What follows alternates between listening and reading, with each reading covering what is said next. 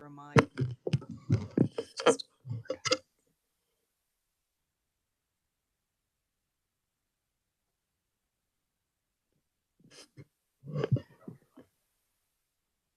Committee, I'm going to call to order the special claims against the state committee. It is now a little after 10 o'clock, 10:09 on August 11th, and we will have staff call roll. We do have a quorum. We have a couple of folks who will be joining us a little bit later this morning. Go ahead, Merle. Yes, Madam Chair. So I'll go ahead and call roll. First, Senator Dietrich. Present. Present. Representative Ralph. Present. Senator Haley. Did indicate he may be running late. Senator McGinn. Representative Miller. Representative Samsel. Representative Tarwater. Tarwater was appointed to substitute for Representative Humphreys, and it does not appear he has arrived yet. All right.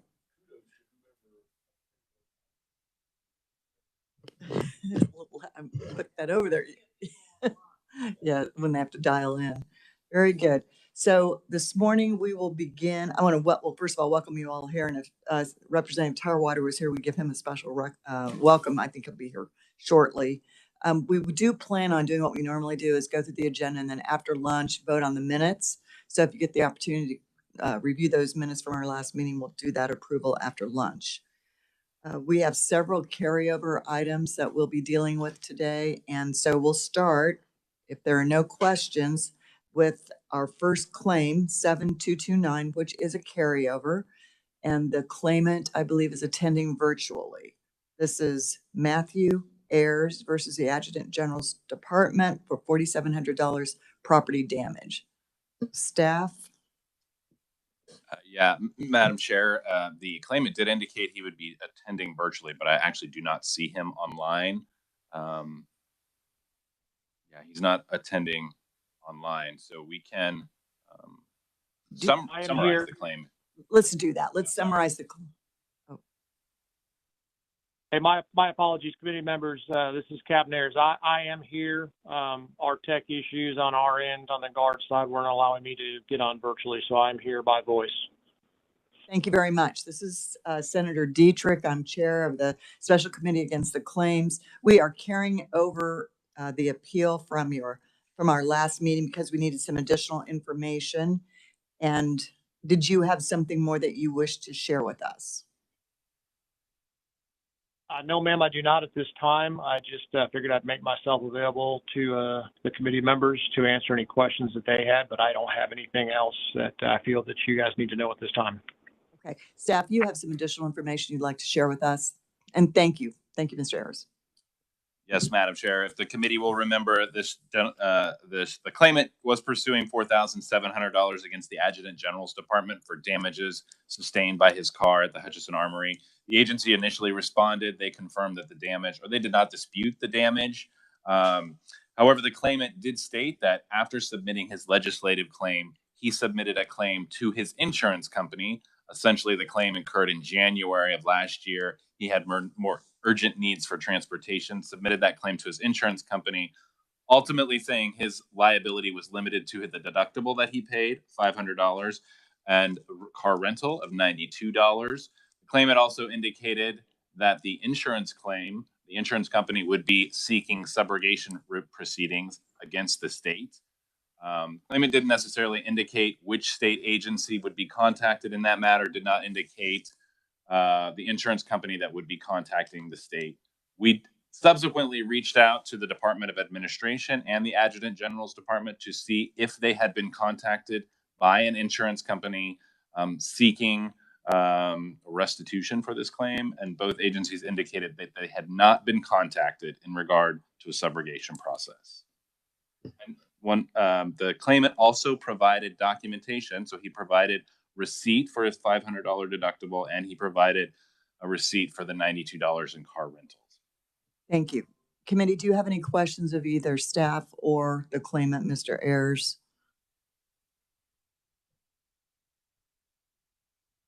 Representative Ralph, are you thinking? Yes, Madam Chair, thank you.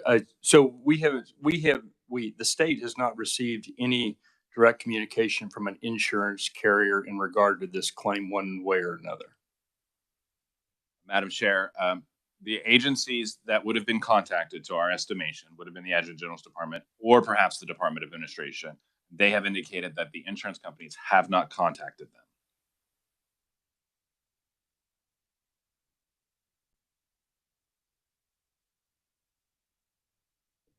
Representative Rao, does that satisfy your question? Are there any other questions? Representative Tarwater, thank you and welcome. Thank you, Madam Chair, and I apologize, I was a little bit late. I had a question on this. So if we approve something like this, will it like Representative Ralph thinks, I think the insurance company will subrogate against us eventually. Are we going to keep that open in the case that they do subrogate against the state of Kansas for the full claim?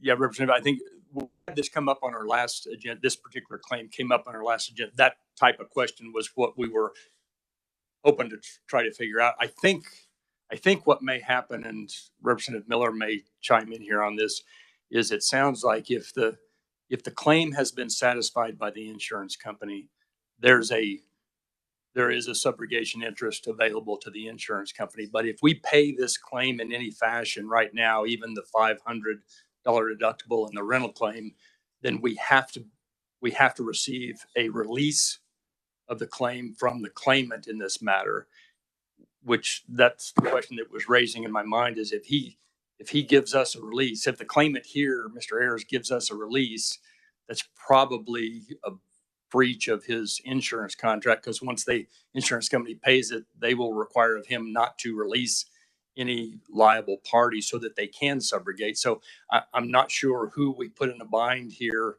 at this particular point. If we decide to pay, for example, the $500 deductible and the $92, we're going to require of Mr. Ayers a release on this claim. And that may cause him a difficulty with his carrier, because at that point we'll have a release and there will be no subrogation. Does that answer your question, Representative Tarwater? I think it did. Has the claimant spoken with the insurance company and let him know that he's going to sign this document? I'm not sure the claimant knows that he would be asked to sign that document, because we've never had that conversation with him at this point in time, but he's listening in. Representative Miller, you had a question. Well, if the committee recommends approval of the claim, he won't actually receive anything until after the legislature convenes and subsequently approves it. So I would move that the claim be approved, and then he can do whatever he needs to do to protect himself in the meantime, as outlined by Representative Ralph. But I would move that the claim be approved in the amount of $500, and was the rental 82 or 92? $592. Second. We have a motion and a second. Is there any discussion? All those in favor signify by saying aye. Any opposed? Okay. That motion passes. And Mr. Ayers, do you understand what we just did? Mr. Ayers, are you still on the line with us? Yes? Yes, I'm still here. Can you hear me, ma'am? Yes. Did you hear what we just did? Yes, ma'am, I did hear that, and I thank the committee for that. I sent over, if it'll help the committee in any way, shape, or fashion, I sent over the subrogation firm that was retained on this matter to Mr. Riedel. So he should have that in his inbox if that should help to facilitate or clear up anything for the committee. So, but I do understand where we stand right now, and thank you. Thank you, Mr. Ayers. Have a good day. Thank you, ma'am. Thank you, committee. Our next claimant is claim number 7260. This is a claim versus the Adjutant General's Department, and this claimant is also attending virtually. Is that my understanding? Yes, ma'am. And the claimant, Mr. Sama Atta, is online. Mr. Atta, can you hear me? Yeah, I can hear you. Hi, Mr. Atta. This is Senator Dietrich. I'm the chair of the Committee on Special Claims in the State Legislature. The committee is hearing your claim number 7260 for $5,713.54 against the Adjutant General's Department. And you are on speakerphone with the committee on virtually. We can hear you. Hopefully you can hear us. We've been provided all the documentation for your claim, for our review, including your description of the loss and what occurred. I'm going to give you the chance here in just a minute to tell us any more that you'd like to tell us about that claim. When you're done, we'll ask the attorney for that department to also present their side of the issue. And then when that's completed, we may take some time to ask you some questions. And then you will be provided our decision within 21 days following the date of that decision. Does that make sense to you? Yes, it does. Very good. So can you tell us what you would like us to know about your claim? Yeah, it was an unreal weekend, heading out of the armory, and the gate malfunctioned and had the right side of my car damaged. And it's been over a year, and I've tried to go through my chain of command until this moment that I had the opportunity to talk to the special committee about it. I'll really be grateful if something can be done about this. Very good. Committee, questions for the claimant? If not, are we going to hear from the Adjutant General's office? Madam Chair, the Adjutant General's office has concurred with the claim and they have waived their appearance before the committee. We do have Meredith available online. Our staff is prepared to read the agency's response. Meredith, could you do that for us, please? Yes, ma'am. So the letter was dated August 5th, 2022 from the David Weiser, Major General. It says, "Dear Ms. Chairwoman, thank you for your inquiry regarding the above titled claim. The Kansas National Guard recommends allowance of the claim filed by Mr. Engelbert Sama-Ada against the Office of the Adjutant General. The claim arises from the damage of a personal vehicle owned by the claimant.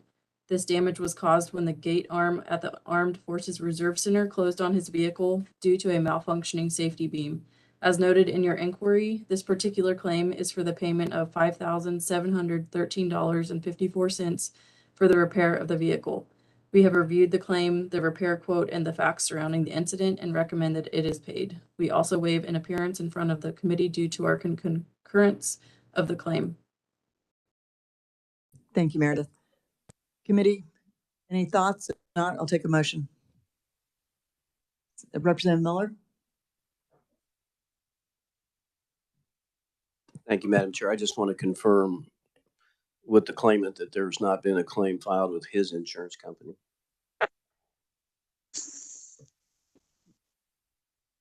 Mr. Adi, did you hear that question? No, I didn't get that. Has there been a claim filed with your insurance company? No, there's been no claim filed with my insurance. That being the case, Madam Chair, I'd move approval of the claim. Okay, do I have a second?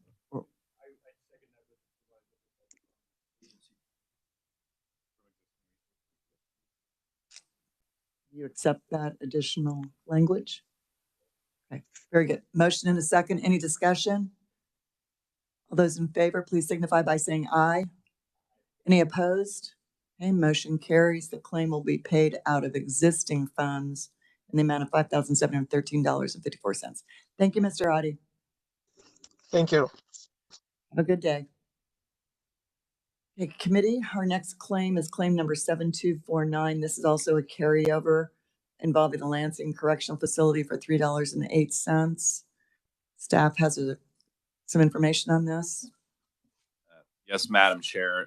The agency has indicated that they will request to carry over this item at the behest of the claimant themselves, who reached out to the agency and wanted to discuss further resolution of the facility claim.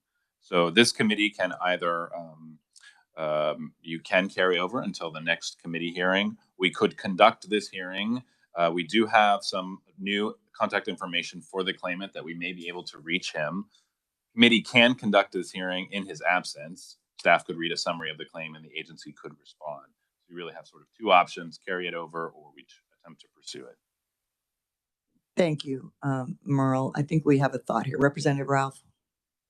At this point, considering the amount of paperwork involved here and the amount of the claim, it would be my suggestion that we deal with the claim in the absence of the claimant.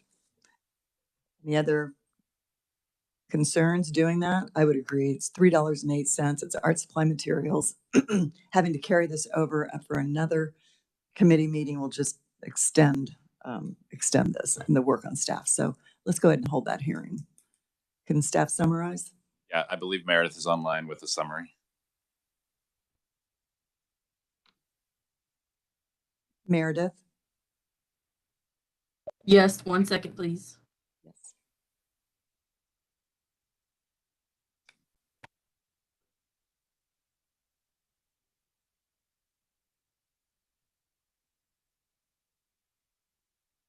Okay, so for Mr. Kevin Tamar Davis, property loss in the amount of $3.08. Claimant states his metal scissors were taken by KDOC staff.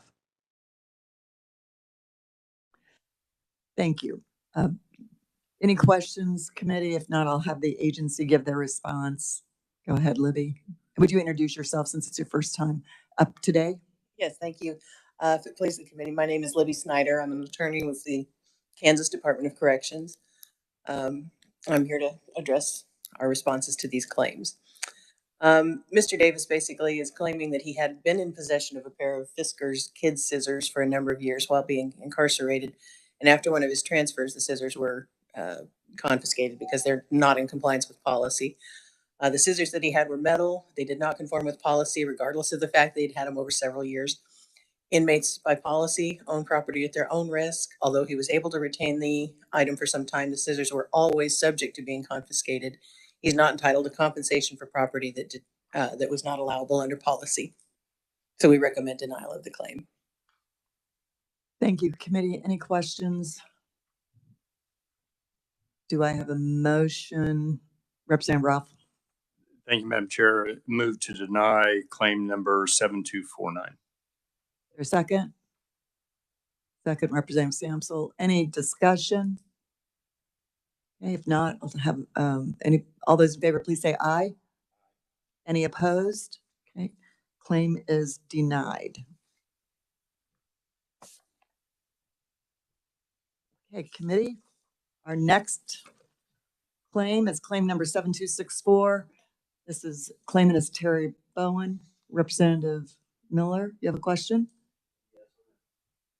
Thank you, Madam Chair. On that last claim, I'm looking at language here on the form that says if the claim is approved, it'll be reduced by 10% or $15, whichever is greater. Had we approved the claim for $3.08, would he then owe us $12.92 or $11.92?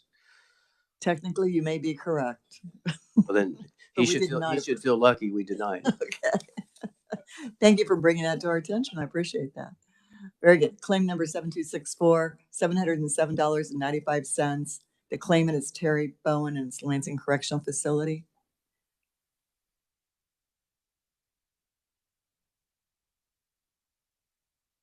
Calling Mr. Bowen.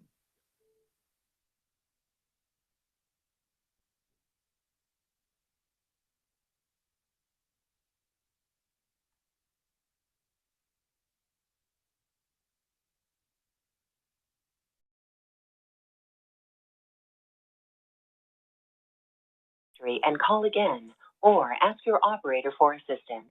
This is a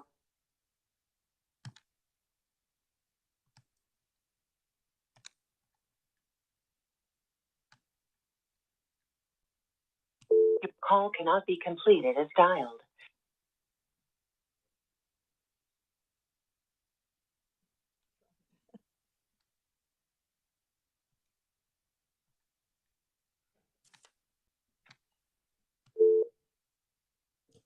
Representative Tarwater, have you been on this committee before? I think you were, weren't you?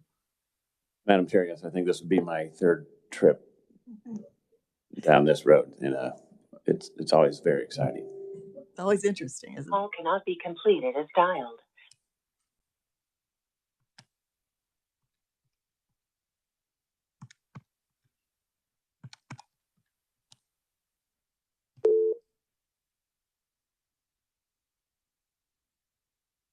You have reached the Lansing Correctional Facility.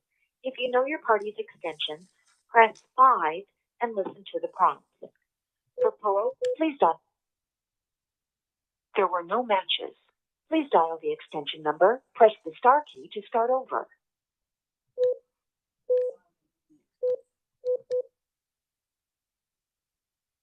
We will now connect you.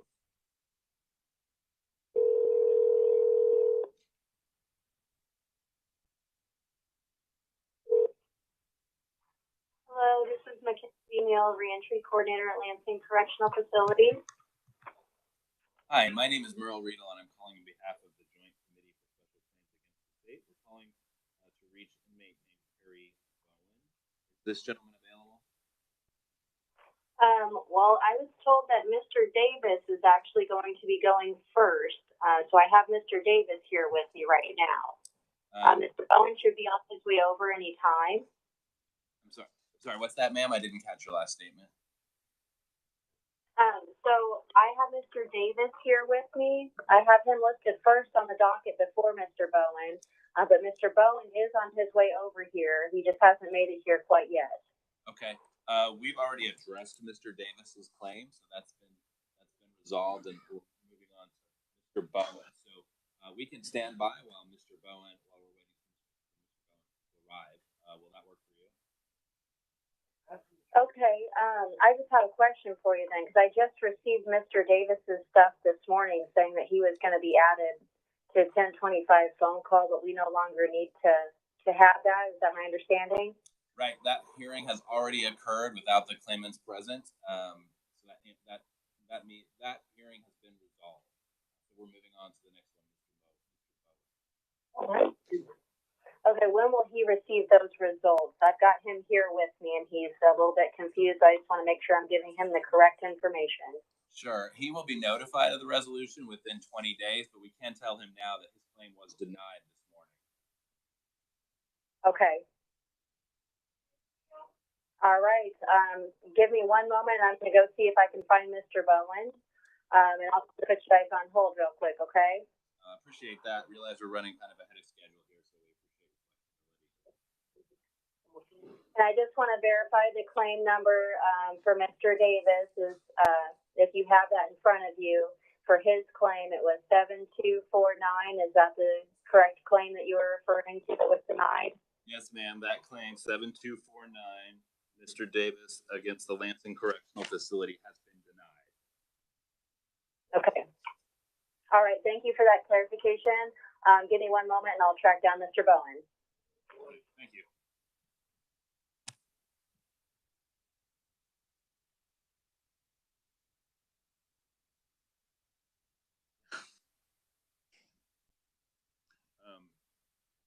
Sure.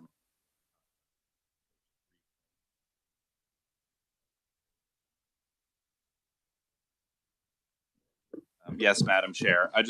This might be a good opportunity for the committee to consider. There are a couple claims that the agency will be requesting to carry over from this meeting to the next meeting, and they may have more details, but it sounds like it's primarily related to a specific claim investigator that's been out with COVID for several days, was not able to provide some information. Madam Chair, it's up to the committee, but claims 7266 Blackwell, claim 7267 McKinsey, and claim 7257 Johnson, the agency will request to carry over. Well, did you want to include Rojas in that one? Thank you for that. What number is Rojas? Yes, claim 7262, the agency will also be requesting to carry over. They are requesting additional time to investigate. And these are all related to the same, is it the same stuff? Rojas is a different facility, similar situation though. So to review, agencies requesting carryover 7262, Rojas Marcelino, 7266 Blackwell, 7267 McKinsey, and 7257 Johnson.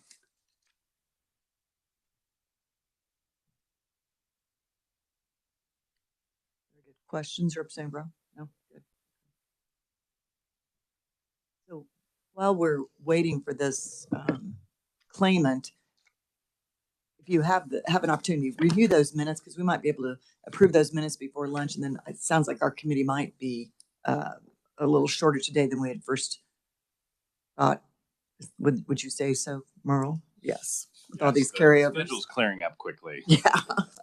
The problem we run into is when we carry over too many, then our last meeting is going to be a monster meeting. It's going to get longer than we would have expected.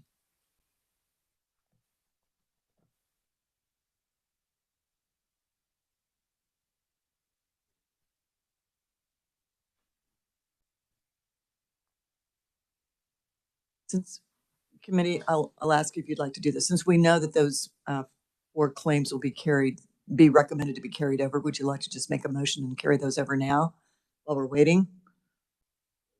Yes. Representative Ross says yes. Anybody opposed to just making a motion to carry them over now? Save us some time. Okay, go ahead, Representative Roth, make the motion, see if we get a second. Thank you, Madam Chair. I'd move to carry over claims number 7262, 7266, 7267, and 7257 at the request of the agency. Is there a second? Representative Samsel, is there any discussion on that? Okay, we have a motion and a second, no discussion. All those in favor of carrying over those 4 claims to the next meeting signify by saying aye. Aye. Any opposed? Okay, carried over. We are just moving right along.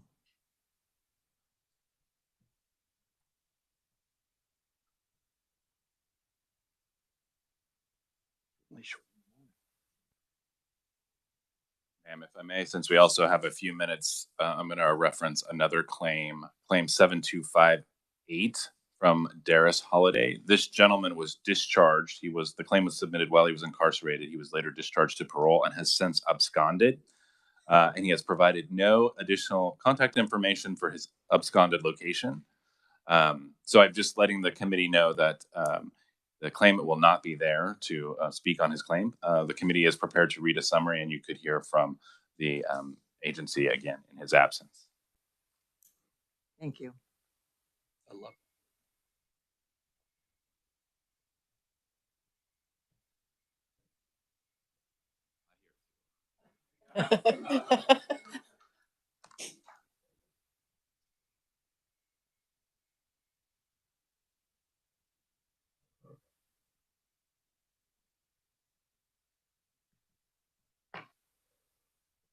Representative Miller?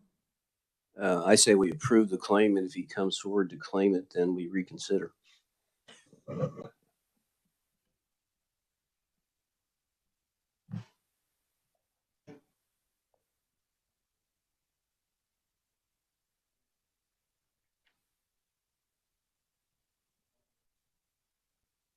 Well, since we're waiting on 7264, staff, would it be appropriate for us to take a look at 7258 since we know that he's not going to be here to provide any additional information? He's absconded. We could at least deal with that while we're waiting on 7264, perhaps. Madam Chair, we can do that.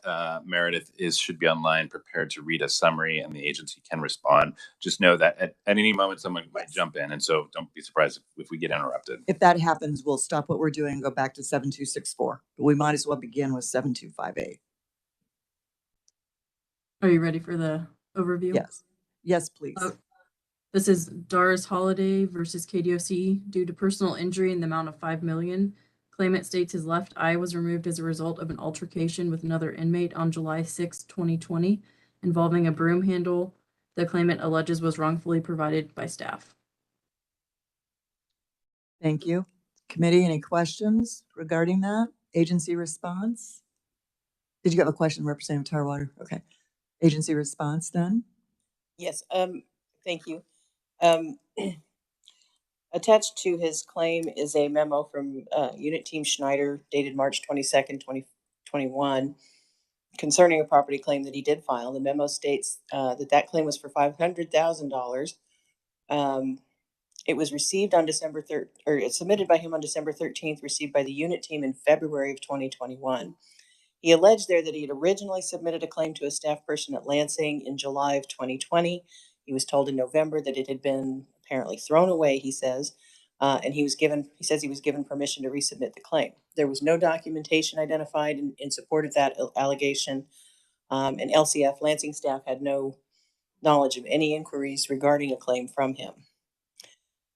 The memo goes on to state that before he was given a position as a restrictive housing unit custodian, he was advised by staff of the expectations for the position. And among those expectations was that custodians were not to linger outside of any other offender's assigned cell. Video footage immediately preceding the incident showed that Mr. Holiday stood outside of the assailant's cell for several minutes. He leaned on the cell bars. The claim investigator concluded that had he not positioned himself so closely to the other offender in violation of the directives he'd been given, it's likely that the injury would not have occurred. Following that, in November of 2021, Mr. Holliday filed an action in the United States District Court for the District of Kansas, alleging that the warden and the sergeant on duty were responsible for his being battered by another offender. There was an investigative report prepared and submitted to the court, and that is attached to our response. It's a Martinez report at Attachment A. On March 1st of 2022, the court issued an order requiring Mr. Holliday to show cause why the case should not be dismissed. Mr. Holliday failed to respond to this, and on March 21st of 2022, the case was dismissed. Rule 2 of the committee, of the Joint Committee, provides that a claimant should first exhaust administrative and judicial remedies. Because he has not exhausted either, the claim is subject to dismissal pursuant to Rule 2. Enforcement of the rule is not unreasonable or inequitable where a claimant has failed repeatedly to pursue available remedies before addressing a claim to this committee. Addressing the merits of his claim, I would refer the committee to the attached Martinez report, which includes a summary of actions viewed on the security video prior to the incident. Another inmate in cell C101 was throwing paper onto the run, and at one point using a broom to pull a wet floor sign into his cell, after which he threw that back out onto the run. Plaintiff walked down the stairs near the officer's station and talked to that inmate. That inmate threw a cup of liquid onto the plaintiff, onto Mr. Holliday. Mr. Holliday ran back to the front of the cell, and the other inmate poked him in the eye with what appeared to be a broom handle. Mr. Holliday then used his shirt to cover his eye, walked to the officer's station, where he reported that he had fallen down the stairs and injured his eye. Master Sergeant Strasburg stated that he did not provide a broom to inmate Powell. He did not know how it got into the cell. Master Sergeant James Smith, who was the regular Master Sergeant on that shift, was not on duty that night, but he stated that inmates are provided with a small whisk broom when they need it for cleaning their cells, and he denied having given a full-size broom to Mr. Powell. There was no indication how long Mr. Powell had been in possession of the broom or where or how he acquired it. But in any case, Mr. Holliday put himself in jeopardy by his own actions and in violation of instructions that he had been given. In the investigation, he refused to speak in a recorded interview, but he said off the record that the other inmate wanted him to deliver drugs to the cell, but he had refused to do so. Mr. Holliday also refused to cooperate in criminal prosecution. As summarized in the Martinez report, Mr. Holliday was instructed not to get close to the cell doors, but just before the attack, with an inmate who was visibly angry inside the cell and throwing property all over the cell house, Mr. Holliday was seen literally jumping and holding onto the bars of the cell soon after having liquid thrown on him by that person. He then returned to the cell to further engage the inmate in the cell before he was poked in the eye with what appeared to be a broom handle. He simply and plainly put himself in jeopardy. IMPP 01118 states that claims should only be paid where it is established that the loss was caused by the state or any agent thereof. Mr. Holliday violated orders, chose to engage with an offender who was visibly angry, and he alleges that staff provided the broom that was used to injure him, but this was not borne out by the investigation. He failed to exhaust his administrative and judicial remedies. He initially lied about the cause of the injury. He was reluctant to cooperate in the facility investigation, and he refused to cooperate in criminal prosecution. There's no showing that any loss was directly resulted from staff negligence, so we recommend that the claim be denied. Thank you. Committee, any questions? Do I have a motion for this? Representative Ralph? Madam Chair, thank you. In other circumstances, this committee might entertain a motion to dismiss under Rule 2 without prejudice, considering that there is no underlying litigation. But under the circumstances as described, I move to deny claim number 7258. Do I have a second? Representative Samsel? Is there any discussion on this claim? All those in favor, please signify by saying aye. Aye. Any opposed? Claim denied. Thank you. We are still waiting to get in touch with claim number 7264, claimant Mr. Bowen. He had a 10:45, so we're just a couple minutes off. Madam Chair, I just wanted to let the committee know that Mr. Ayers from the earlier claim against the Adjutant General related to subrogation provided a document from the service that was executing or intended to execute the subrogation. That document has been emailed to all committee members, so you should have that in your inbox, and that would become part of the public record. Thank you.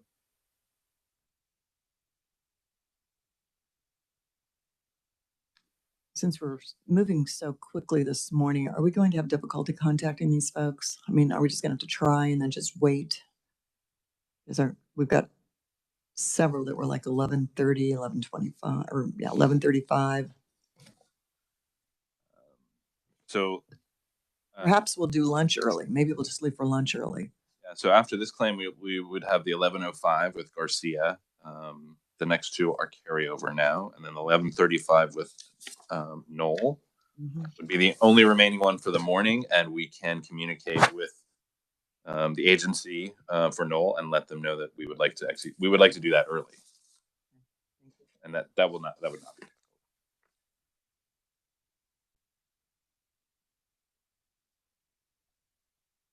If it makes sense, we'll probably leave for lunch a little bit earlier, since we will have exhausted all of our morning claims, and then come back a little bit earlier and possibly end then well before 4 o'clock.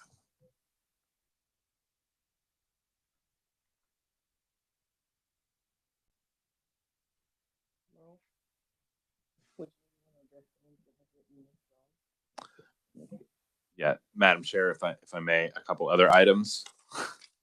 There is a couple.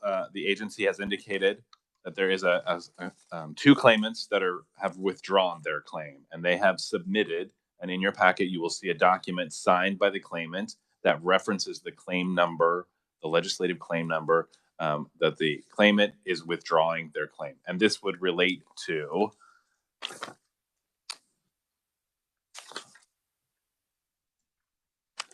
Claim 7259 in the afternoon. Claim 7259. Anthony Mills is withdrawing his claim due to settlement with the facility. There's a signed withdrawal document included. And claim 7265, Mr. Everson, at 2:45 this afternoon. Claimant withdraws due to resolution with the agency, and there is a signed withdrawal document provided. Thank you. So in this instance, ma'am, it is helpful for the committee, or it's helpful for staff if committee does make some sort of determination, knowing that essentially the claimant has requested to withdraw. Is it standard that we just deny the claim, or is the motion the claim has been withdrawn, therefore we deny the claim? I think in the past I have seen the motion would be that the claimant has withdrawn the claim, and the committee recommends to dismiss without prejudice. Does that sound appropriate to the attorneys on the committee? Does the reviser have a thought on that?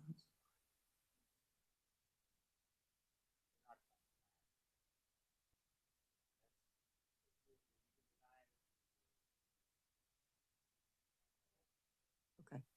All right. Thank you.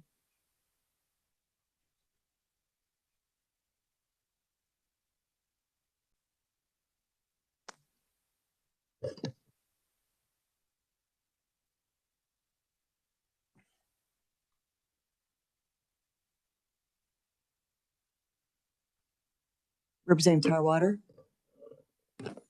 Thank you, Madam Chair. If we deny these claims, will it mess up what they've already negotiated for a settlement, or can we just dismiss them? I'm going to ask the reviser to respond, or staff.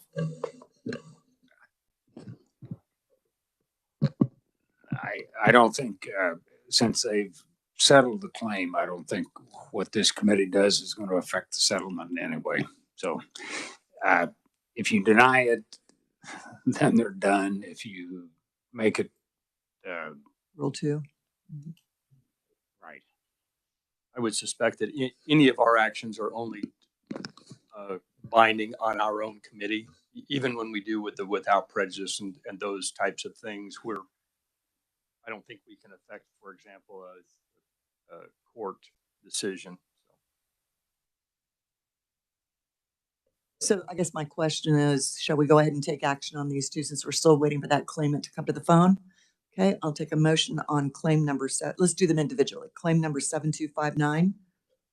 Madam Chair, on claim number 7259, based upon information being provided that the claims have been resolved and withdrawn by the claimant with written documentation, move that we dismiss the claim without prejudice. Is there a second? Representative Samsel seconds. Any discussion? All those in favor say aye. Aye. Any opposed?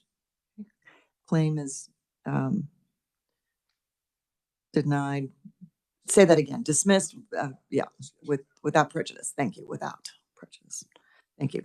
The next claim we are looking at, because it has been withdrawn, is claim number 7265. Is there a motion?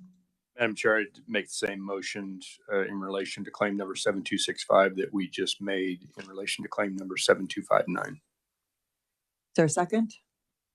Representative Samsel, any discussion? All those in favor say aye. Aye. Any opposed? Okay. Claim is dismissed without prejudice. Thank you. We are just moving right along. This may be the fastest committee meeting we've had in a while. Pay for it later, yeah. We're going to check that, yes, that our claimant is coming to the phone. Good afternoon. This is Merle from the Joint Committee. Just checking with staff.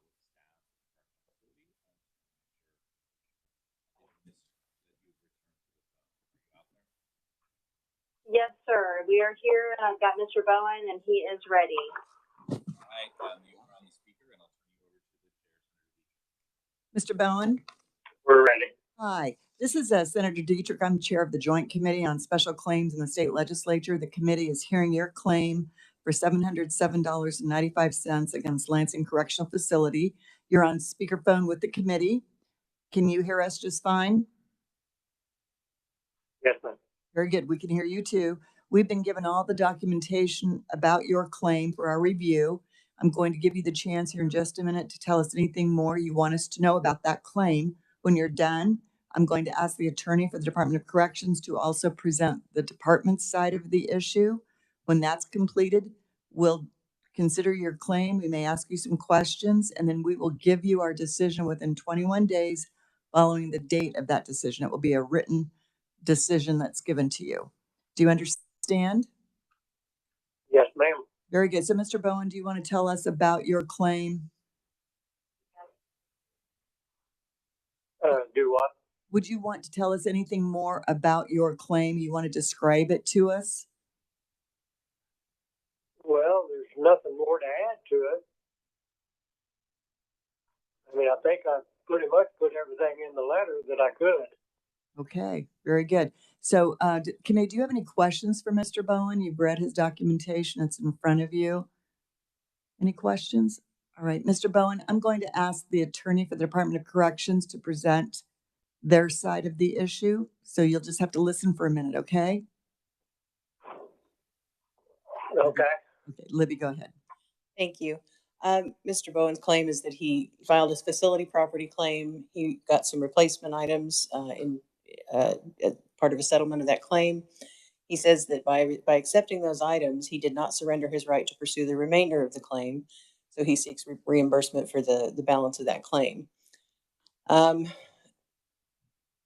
April 26th, he signed for receipt of a number of items, including a fan, hot pot cooler, extension cord, surge protector, battery charger, alarm clock, and lamp. The property receipt indicated that this was issued in relation to his facility property claim. The claim response stated that the investigator spoke with Mr. Bowen and he agreed to withdraw his claim in exchange for the replacement items. He says that by signing that document, nowhere did he agree to waive his further claims. However, attached to his present claim and attached to our response at attachment A, page 2, is a copy of the facility claim bearing his signature in section 5. In that section, next to offer of settlement, is the comment withdrawn for replacement items. Just below that is Mr. Bowen's signature dated April 26th, acknowledging the statement, "I agree to accept the above offer as full and final settlement of this claim, and I waive any claims against the state arising out of this incident." The facility claim investigator provided further information in response to the legislative claim. He stated, "When I started my investigation, I spoke to Mr. Bowen and gave him the option of replacing as many of the items as I could at my disposal. informing him that I would not be able to replace every lost item, or I would continue with the claim and have him reimbursed financially after the timely approval process. He decided to take the items he could receive immediately. I went and gathered those items that I had available and for which he had proof of purchase. He agreed and signed to withdraw his claim for the replacement items. Mr. Bowen was offered a choice of replacement property or financial reimbursement for his loss. He accepted replacement property as full and final settlement of his claim. So we recommend that the present claim be denied. Thank you. Committee, do you have any questions for the department?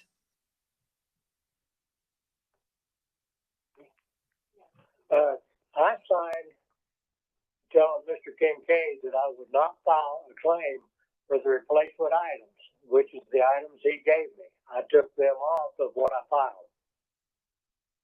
Thank you, Mr. Bowen. I have a question from a committee member, Representative Tarwater. So you're not disputing that you lost these items? No, I think that's correct. I don't remember the circumstances right offhand. I think it went to EAI for that. I may be confusing two claims here, but yeah, I think that there was an acknowledgement that we couldn't account for the property, and so a settlement was offered. And the $707, is that what would be left on items that weren't replaced, or is that in totality? That would be the balance. I think his initial claim was for $873, and the claim investigator approached him and said, I don't have replacements for all of these things. I have replacements for some of them, and I can give those to you if you want those now in settlement of your claim. And obviously the balance of the claim, the things that weren't replaced, we would also need to have, in order for him to have been reimbursed for those, we'd have to have proof of purchase, that he was, that he had legitimate possession of those things, that he had purchased, whatever they were and so forth. I don't know if that's been evaluated because he accepted the replacement property as settlement. Thank you, Madam Chair. Any other questions, Representative Samsel? Thank you, Madam Chair. Ms. Snyder, if he wouldn't have accepted those replacement items, would he have then been replaced everything at a later date? It was just he was going to have to wait for them? Yes, I think that was the point that was being made, was that he could get replacement property immediately, or he would get financial reimbursement. But in either case, before he would get anything, replacement property or financial reimbursement, everything would have to be evaluated to see if he had purchased such a thing and if the values were correct and so forth. So, thank you, Mrs. Snyder. Mr. Bowen, when you signed the release and accepted part of the replacement items, was your understanding then that you were just releasing claims for the items that were replaced, or was it in full satisfaction of the entire claim or something else? What? Could you repeat that? Yes, sir. You signed as part of the agreement, you signed a document for some of the replacement items you received. Is that correct? He's loud enough. I just can't understand it. I'm sorry, guys. There's an echo kind of in the background on this end. Can you repeat the question and speak clearly for Mr. Bowen? Yeah, ma'am. The question from one of our committee members is asking the claimant, Mr. Bowen, when he signed the document, was he signing when he signed the claim settlement with the agency? Was he signing to settle for the items that he received, or was he under the impression that that had resolved the entire claim? Just for the items that he gave me, I considered them the replacement items that he had for me. Thank you, Mr. Bowen. And, they threw away pictures of my folks I can't get replaced. They're deceased. I have no family out there. And this is the only facility that doesn't give you a shakedown sheet with a list of everything they take. I knew where the property went. It just disappeared. Thank you, Mr. Bowen. Committee, any other questions? Do we want to take action on this now? I don't have any. I leave it in your hands. Okay, thank you, Mr. Bowen. Appreciate it. Have a good day. We will take action on this at a later point in time. Okay, thank you. Thank you. Have a good day.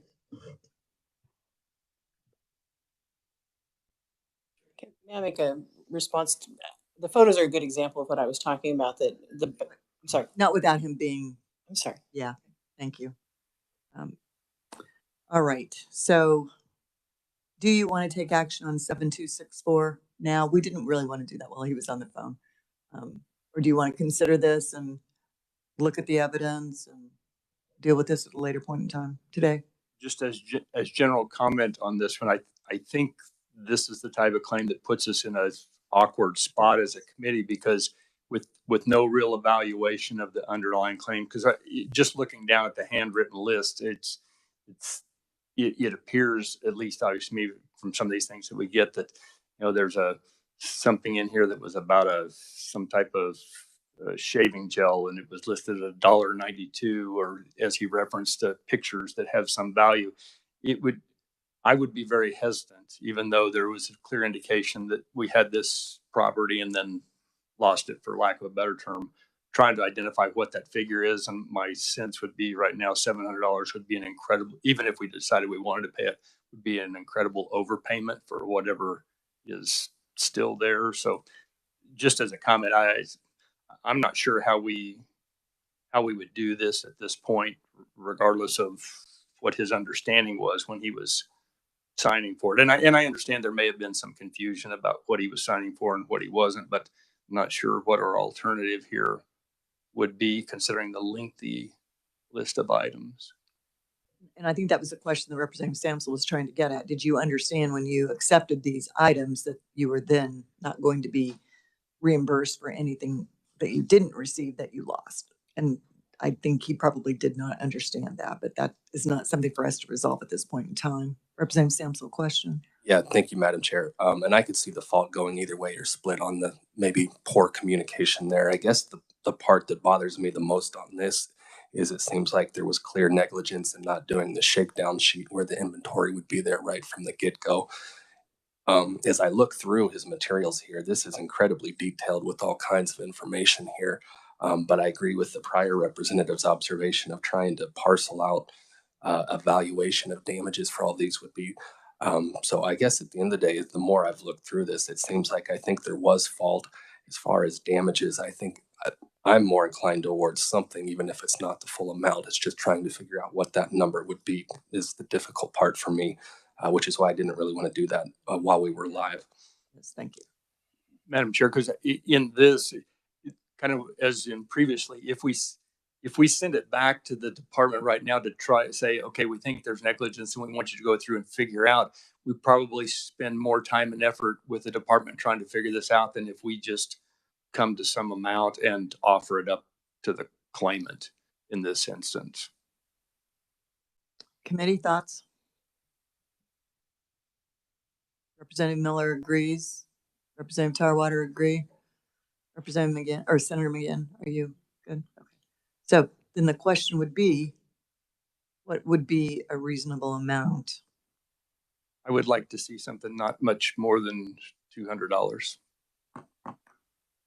And I have no basis for that other than I want to try and make this an amount that is reasonable so that we're not sticking this back on the department to try to go through this lengthy list. Other thoughts? But I'm open to. Right. Yes. We're open to your thoughts. Representative Samson? Madam Chair, I was in a similar ballpark. As I look at one of his documents, it has a list of art supplies that's pretty detailed, and its subtotal came to about $241, which to me seemed like it was pretty well authenticated. So that I'm good with that same ballpark that the prior representative is in. Not hearing a lot. Representative Miller? Thank you, Madam Chair. Was there a motion? Not yet. I'm waiting. Move approval of the amount of $250. Second. Motion and a second. Is that to be paid out of existing resources?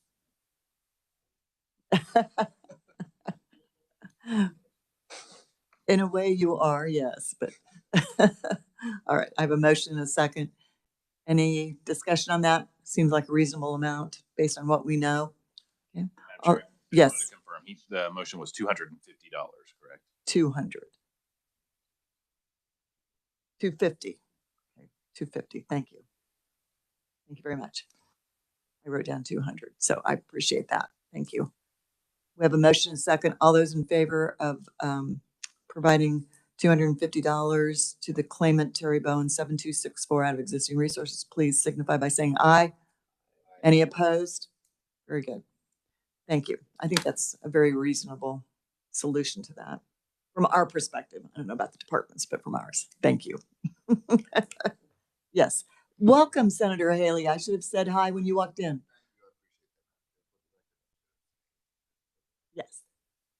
We'll note that, yes, Senator Haley abstained, and welcome. Thank you. We are moving very quickly this morning, so we may leave, depending upon the next couple of claimants. So our next claim is a carryover, and this is claim number 7246, and this is Mr. Garcia for $629.58. Merle, would you like to?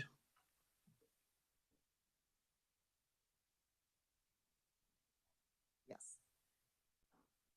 And actually 11:05, we're right on schedule now. Yeah.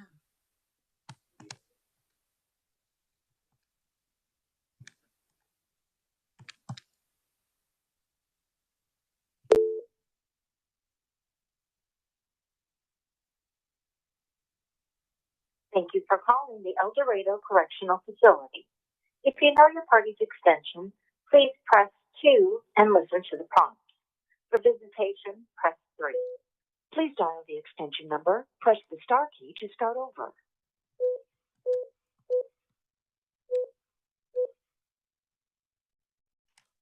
We will now connect you.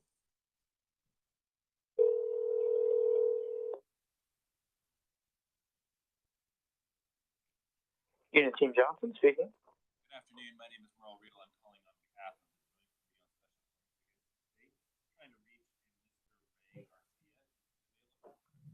Sure, stand by and I'll put him on. Here it is. Hello. Hi, Mr. Garcia. This is Senator Dietrich. I'm chair of the Joint Committee on Special Claims against the state. The committee is hearing your claim. That's number 7246 in the amount of $629.58. And so we've got all of your documentation here. You are on speakerphone with the committee. We will ask you to describe your claim if you'd like to in just a minute. When you're done, the Department of Corrections attorney is here and she will give the department side of the situation of your claim. And then when that's completed, we may ask you some questions and then we'll take time to consider your claim and give you our written decision within 21 days. Do you understand? Oh. Good. Okay. You said this one was on the, how much was it? $629. Yeah. 600. Yeah, okay. I just want to make sure I heard you right. Okay, very good. All right. All right. Mr. Garcia, would you like to tell us about your claim? I talked to you the last time in Lansing, and I believe it was, no, it was here. It was here. I just been not like when I was in Lansing, I noticed those guys. One of the guys that stole my property got a stimulus check and kept letting him spend that money, and I don't know, it's probably gone by now, but I'm sure that he's got money to still come in or something. But they tried to tell me that he didn't have no money and all this, but he was getting property in, and I knew better, and that's when I wrote you guys and said, hey, you know, this is the same issue, because the Miss Libby was telling you guys that, oh well, try to use the rule that it's I take full responsibility if I have property, but it's not the officer's negligence, you know, that she opened my door on the camera, you know, but you see that's not in their policy. It states that, hey, that's what the property claim is meaning, that if you have an officer has control to the doors, then I can't possibly open my door and let somebody walk in and steal my stuff. It has to be the officers. So I'm not negligent for that. You know, if I'm out to the chow hall or to a doctor's appointment or something, and they opened up my cell for another vendor because I live here. They're assigned to know who lives where because our names are on that door panel, and normally the officers know who lives there, and who don't. But I've been fighting this since from the go. I replaced all my stuff, and they would say they found something and told me I had to send it up because I bought me something new, but would never show me anything that that they found, like if they would have found my TV, I never saw it. They never showed me that, hey, that's my TV. And they said, well, you got to send it out. And I said, okay, I send it out. But my people, they never received the TV at all. So it must have been just some more money I lost because I sent postage for something that never was sent out. And and they didn't give me the paperwork that they found on the TV, So, I didn't got to lie about it, I just want what belongs to me, It's like kind of like they saying, well, you can buy your family can send you money, and you can buy it, and then and if someone steals it or someone breaks it or something like that, it's not our fault, but it has to be their fault because they went in, they open that door, and that door didn't belong to that offender. And I've been real patient ever since this has happened. Since I don't even remember how long, 2020, since this has happened, my family don't always have the money to send me because that was the money they sent me, So, well, we're not going to keep replacing this. These people keep opening your doors up. It's not right. But that, it's their money, they worked hard for. And I'm sure that if I did something to their property, stole their property, it'd make me pay for it, But when stole a laptop of an office or something, that would make me pay for that because, if it was caught on camera or not, and if it was in my possession, it would get me for that and make me pay for that. So it's the same way as when they're in fault, And that camera showed that officer, she don't even work there no more, But they caught her open up those three offenders, and I knew one of them, like I said, his name was Harold Kitchen, and they caught him, and he was a ringleader of the whole thing, and he had two buddies of his go in there and take everything out of my room in 15 minutes. I was at breakfast, and I came back, and I was like, look, I didn't even step in my cell once. I told the officers, hey, close my door. All my stuff's gone. They didn't even take time to go lock everybody down and search the cells or anything. They just file a property claim. That's how they go file a property claim. So Thank you. I did that. Yes. Yep. Thank you. I do remember you telling us about this the last time the committee met, and we have your written response in our documentation. So, committee, do you have any questions of Mr. Garcia? This will be maybe the second time you've heard this. Yes, Representative Sims. Just a moment, Mr. Garcia, just 1 second. We have a committee member with a question. Go ahead, Representative Sims. Thank you, Madam Chair. Mr. Garcia, were you exiting the cell to go eat breakfast? Is that correct? Yeah, I went to go. When I came out of my cell, I always make sure I stand there for them to shut the door. And I went to breakfast, and I was gone for 15 minutes. I tried to go eat real quick and come back. And so you were, the door was closed when you left to go eat breakfast? Yes. Okay, and last question, if I may, Madam Chair, do you know why the door was opened later for somebody else to go in? No, I don't. When I came back, I had to wait for the officer to open it up, and it was a different officer then. And the other officer went to a different unit. And when I had this officer open my door, and I went down because they normally wait until you get down to your cell to open your door.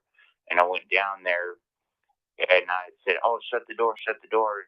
And I noticed my lockers were open, and my TV was gone, and I was like, "Yeah." And I went into a panic attack.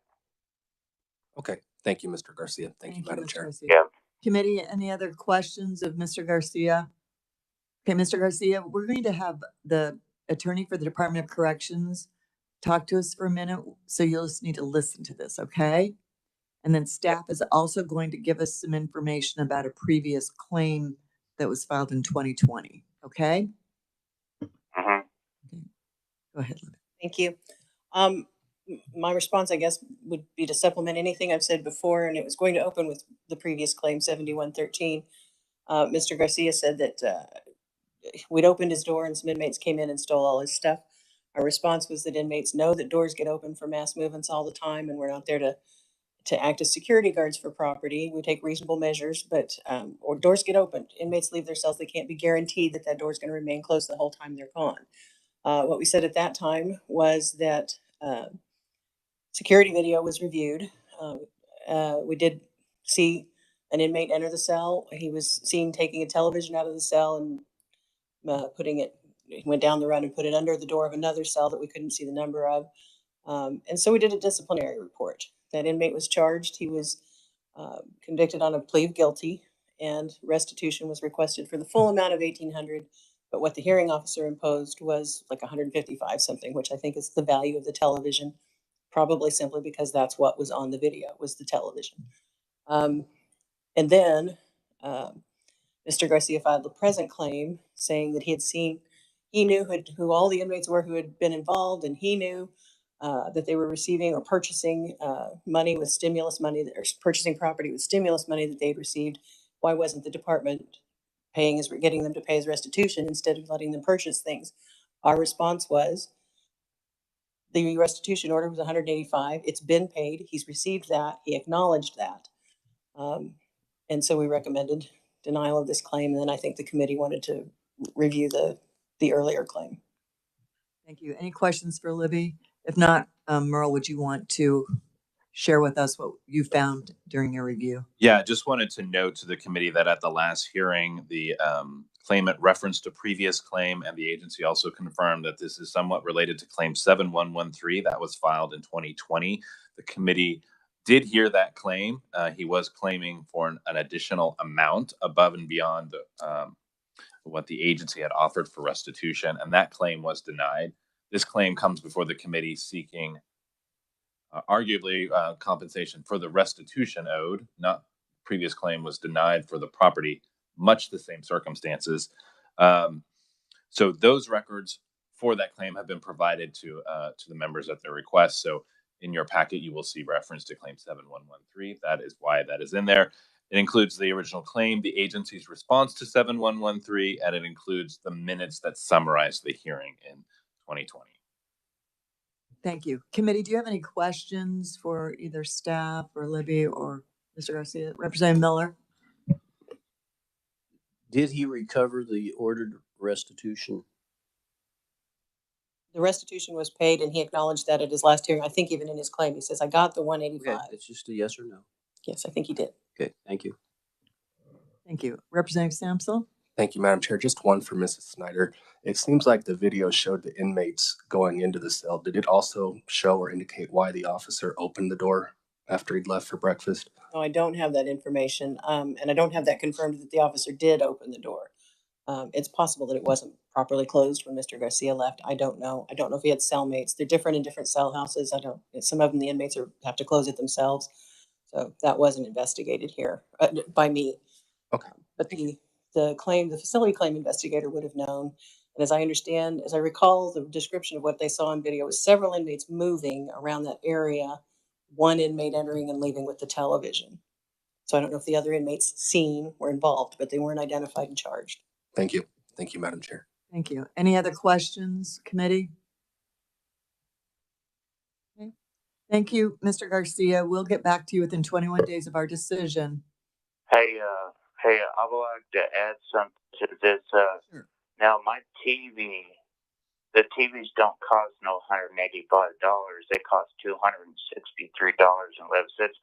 And I attached when I appealed this to you guys, I attached copies of all my property was stolen. Everything was stolen out of my cell. Everything. Yes, we've. Besides a broken radio. Okay. And the day I went on a crisis level that day. And I was on the crisis level for a whole week. I didn't tell you guys this, but it's documented in KDLC. I was on a crisis level. I cut my wrist open because I was like, man, this is, I'm done. You know, I'm done getting my stuff stolen. So, you know, I went and I got off a week and I went and got up there and got my property, and all I had was this broken radio I had. And that thing, I went in there, I went to lunch, and my radio disappeared out of my cell, and they put me in the front cell where the control booth is. And the officer just said, well, and I filed a property claim on that. But I was like, you know, that was the last piece of property I had.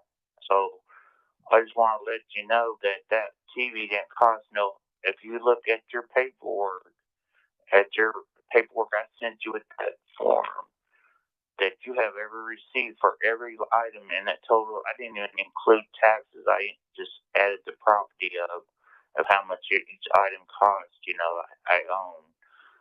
And so so we clarify, you know, that whoever paid me 185 cents, they didn't tell me which inmate did that, you know, and that when the Miss Libby told you guys that she don't have the information about which officer opened the door or when the other officer or what, you know, they have all that information because that's how the property claim officer found them dudes guilty, because they checked the video. They saw the officer because there's a camera right pointed at that box.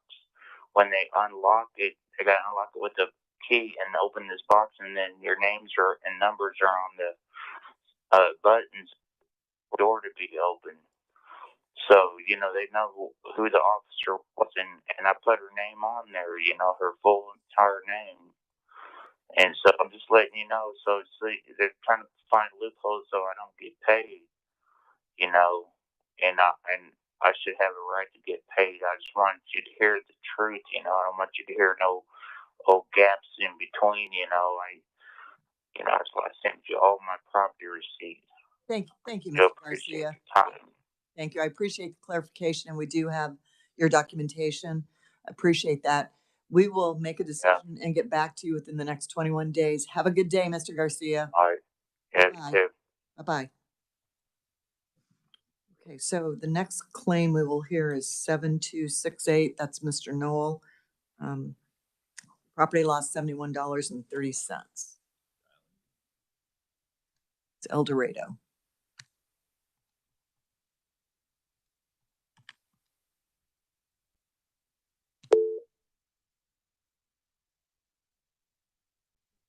Ahead. Thank you for calling the El Dorado Correctional Facility. If you know your party's extension, please press 2 and listen to the prompt. Please dial the extension number, press the star key to start over.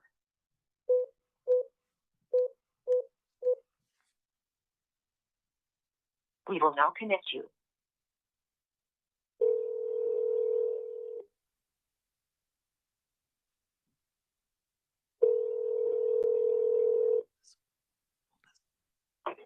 Me too, Mr. Hoover. Good afternoon, sir. My name is Merle Riedel, and I'm calling on behalf of the Joint Committee for Special Claims Against the State. I'm trying to reach Mr. Terrence Noel. We are a little early. Is Mr. Noel available? Yeah, he's right here. He's going to pick up the receiver. You reach it? Hello? Mr. Knoll? Yeah, this is him. Hi, this is Senator Dietrich. I'm chair of the Joint Committee on Special Claims in the state legislature. The committee is hearing your claim number 7268 in the amount of $71.30. So we've got all of your documentation in front of us. You're on speakerphone with the committee. As soon as I'm finished here, we're going to ask you if you want to tell us about your claim. And then we'll have the attorney for the Department of Corrections also give the department's side of the claim. Then we'll probably ask you a few questions and we will get back to you within 21 days of our decision. Do you understand? Okay. Okay. Yes. Okay. So why don't you go ahead if you'd like to and tell us about your claim? I filed the claim back in August of last year, and I filed the claim because when I came to segregation, my cooler, my fan, and my clamp-on lamp did not come to me or get put in my property, and the unit team that filled out the property claim supported it, but it's been well over a year and still has not been approved, which should have been approved. And now they're saying just because I came to segregation that it's my responsibility, but I cannot pack up my stuff when I'm restrained to go to segregation. Thank you. And all the paperwork that has been filed is with everything that I sent to y'all. Thank you. We have all of your and all the receipts yes, to prove it. We thank you. We have all of that in front of us. We see that. So, committee, do you have any questions for Mr. Knoll? No, ma'am. Okay, thank you. We're going to hear now from the Department of Corrections attorney. And so you'll just have to listen for a minute, okay? All right. All right. Go ahead, Libby. Thank you. Mr. Knoll's claim is that he was moved to restrictive housing, staff packed his property, then about a week later received some of his property and the pack out list. He says that that there were multiple items missing, including his fan, cooler, and lamp. He was moved on August 4th after being involved in a large altercation in the day room of his living unit. When he filed his facility claim, the facility investigator looked and there were no inventories of his property between the time that he purchased the claimed items and the time of the move. So we couldn't verify whether those claimed items had remained in his possession in the intervening months. His claim was denied. He filed his legislative claim, and he asserts in this claim that it should have been approved by the warden in central office because it was supported by the unit team. Facility staff explains that that the unit team responsibility is to review based on the information provided by the offender and forward it to the investigator, to the claim investigator for response. The claim investigator then requests and reviews documents, conducts interviews, and other fact-finding activities, and then prepares the response. They noted that Mr. Knoll had signed the inventory of his property, and there was no documentation found to indicate that he had reported anything missing prior to submitting his facility claim. IMPP 01118 and KAR 4416-105 both provide that inmates own property at their own risk. We have IMPP 12120A, which provides that inmates are responsible for noting discrepancies when signing property inventory forms, both when signing for the accuracy of the inventory and when signing for receipt of property. Mr. Knoll was presented with his property and an inventory sheet, which he signed. He did not allege in his facility claim or in his present claim that he reported anything missing prior to filing the claim. There's no showing that the items were among his property when it was packed and inventoried for his move to restrictive housing. It has not been established that the facility staff ever had possession of the items or that any alleged loss was the direct result of staff negligence. So we're recommending denial of the claim. Thank you. Committee, do you have any questions of staff?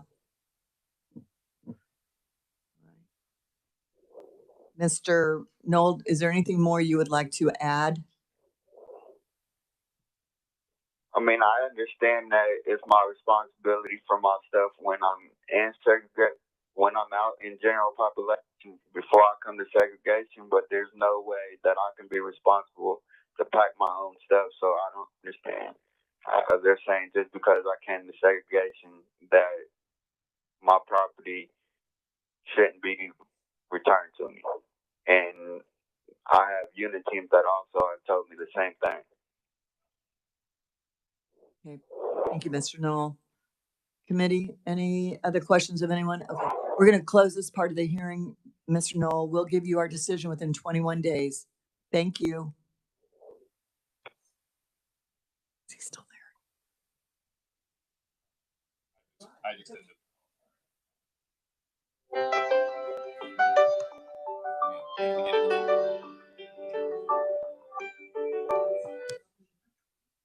Join Joint Committee on Special Claims Against the State.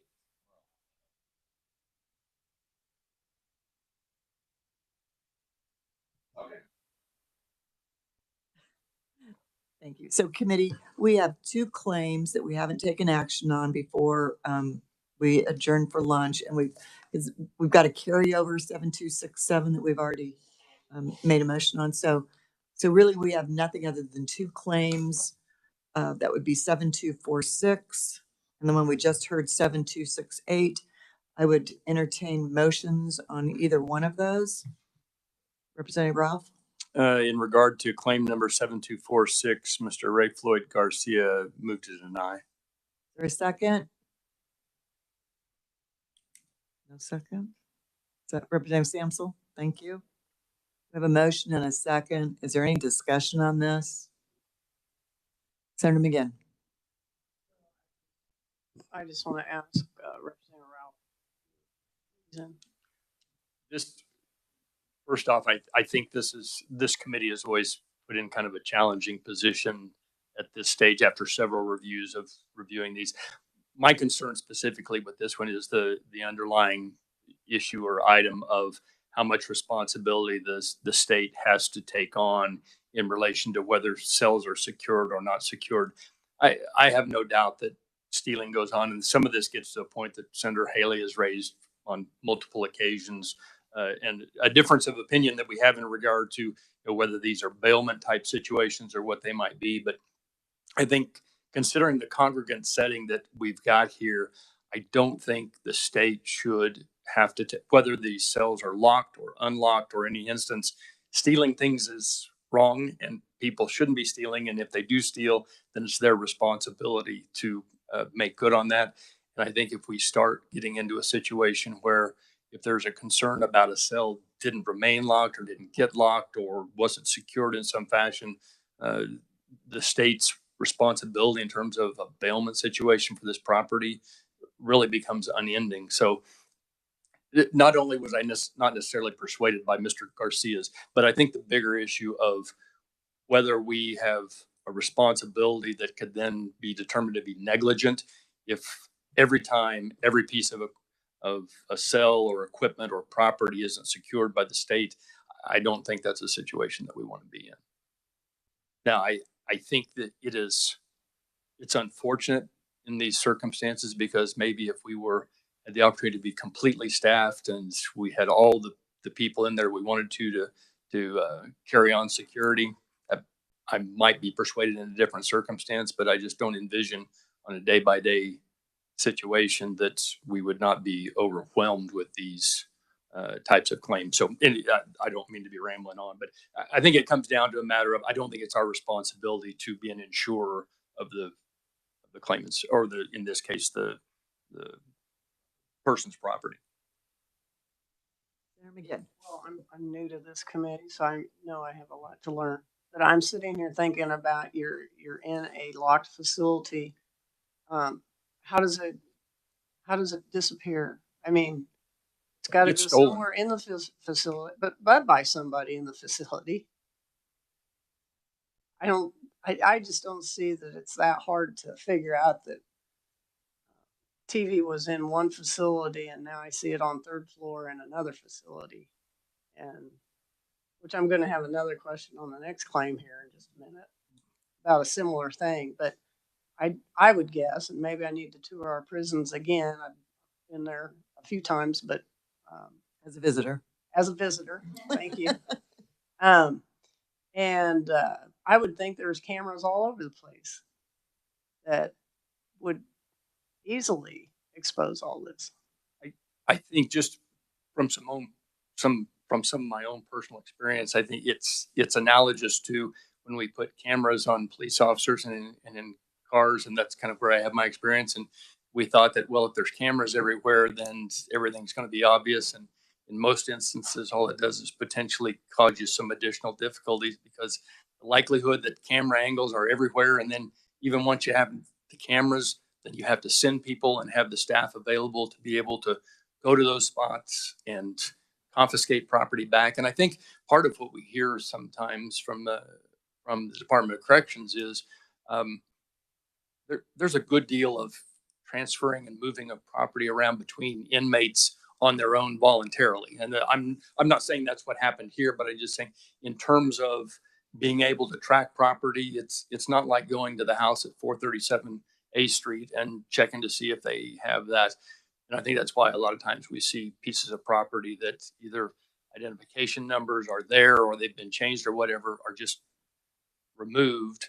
And we don't try to get them back to a spot because it actually becomes logistically a nightmare with the number of folks there and the way you're having to secure them during the time that they're in there and the property. I think it just becomes an overwhelming item. He was reimbursed for his TV, the large item. Yeah. Even though he didn't think that the amount was as much as he would have wanted. So, yes, Senator Haley. Thank you, Madam Chair. I'll be brief. I really enjoy and have enjoyed this this dialogue that has been ongoing. I am the longest serving on Special Claims Committee. Been here for many years, and just to underscore and reiterate both of the discussion that Representative Ralph and Senator McGann are bringing, the dichotomy of how we reach the responsibility for the department versus the claim that, as Snyder has given, that look, you have no rights to own anything. I mean, there's been that philosophy all across the board. And I say all this to say, not only regarding this instant claim, but as alluded to the next one, I've often suggested there be stronger rules and regs put in place for what responsibility is borne by corrections for those items that have been secured by an inmate and to which he or she should have a reasonable right of expectation if they are deprived of being able to care for their own things. And it's a broader discussion. I'm glad to hear it in this recent incarnation between, well, we had a roundtable for years. I remember Representative Miller's predecessor was a guy out of Pittsburgh, Representative a few years ago, stridently suggesting that they had no right. His name, Grant. Yeah, but you know Grant. Bob Grant. Well, you always act like you do. You act like you do. So anyway, I just share that to say we have really, you could do a yeoman's task, each of us that are here, by instructing Madam Chair that we put in place some protocols that Ms. Snyder can take back, rules and regs that corrections will follow for the possessions. We can cut out so much of this docket, these dockets. And anyway, I feel for Mr. Garcia, as I felt for dozens, maybe hundreds before, that he should only be held as so responsible for something. He had a lawful right to maintain the fact that he's an inmate and deprived. And I'll go on and say that for Mr. Knoll, who said he couldn't pack up his own stuff when he's placed in SEG. How can you watch your stuff when you've been removed? So anyway, thank you for allowing me to vent my spleen on this. And I just hope that one day, hopefully while I'm still here, that we can put something in place to get some direction that cleans up this docket and maintain some rights for people to own their personal property, despite the fact they have to be incarcerated. Thank you, Senator Haley. We have had that discussion several times, and we do hope that something more will be put in place. Thank you. So we have a motion and a second. Is there any other discussion on this claim 7246? We have a motion to deny. All those in favor of the motion to deny signify by saying aye. Aye. Any opposed? No. Okay. The motion to deny fails.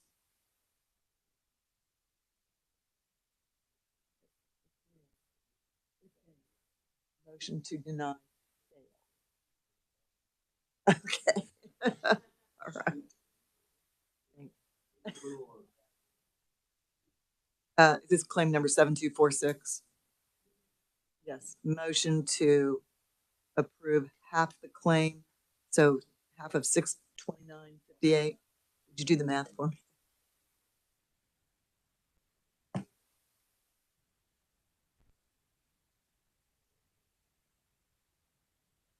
just round it up. We can do that as well.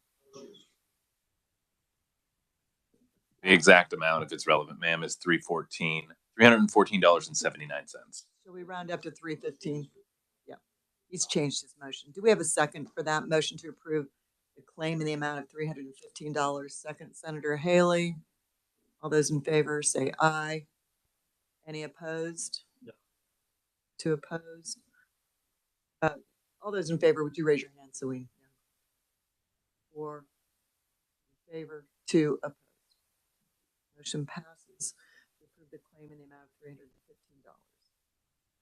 Okay, the second claim is 7268 in the amount of $71.30. That was Mr. Knoll. We just heard that claim. Do I have a motion? Senator Haley?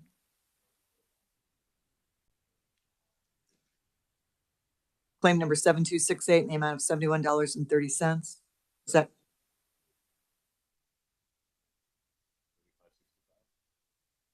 Oh, you're changing the amount of half of that, $35.65. 35. $35.36. 36. Thank you. Do I have a second? Representative Miller. What? $35.65. 35. Sorry. Thank you. We have a motion and a second. Any discussion? Discussion, Representative Roth.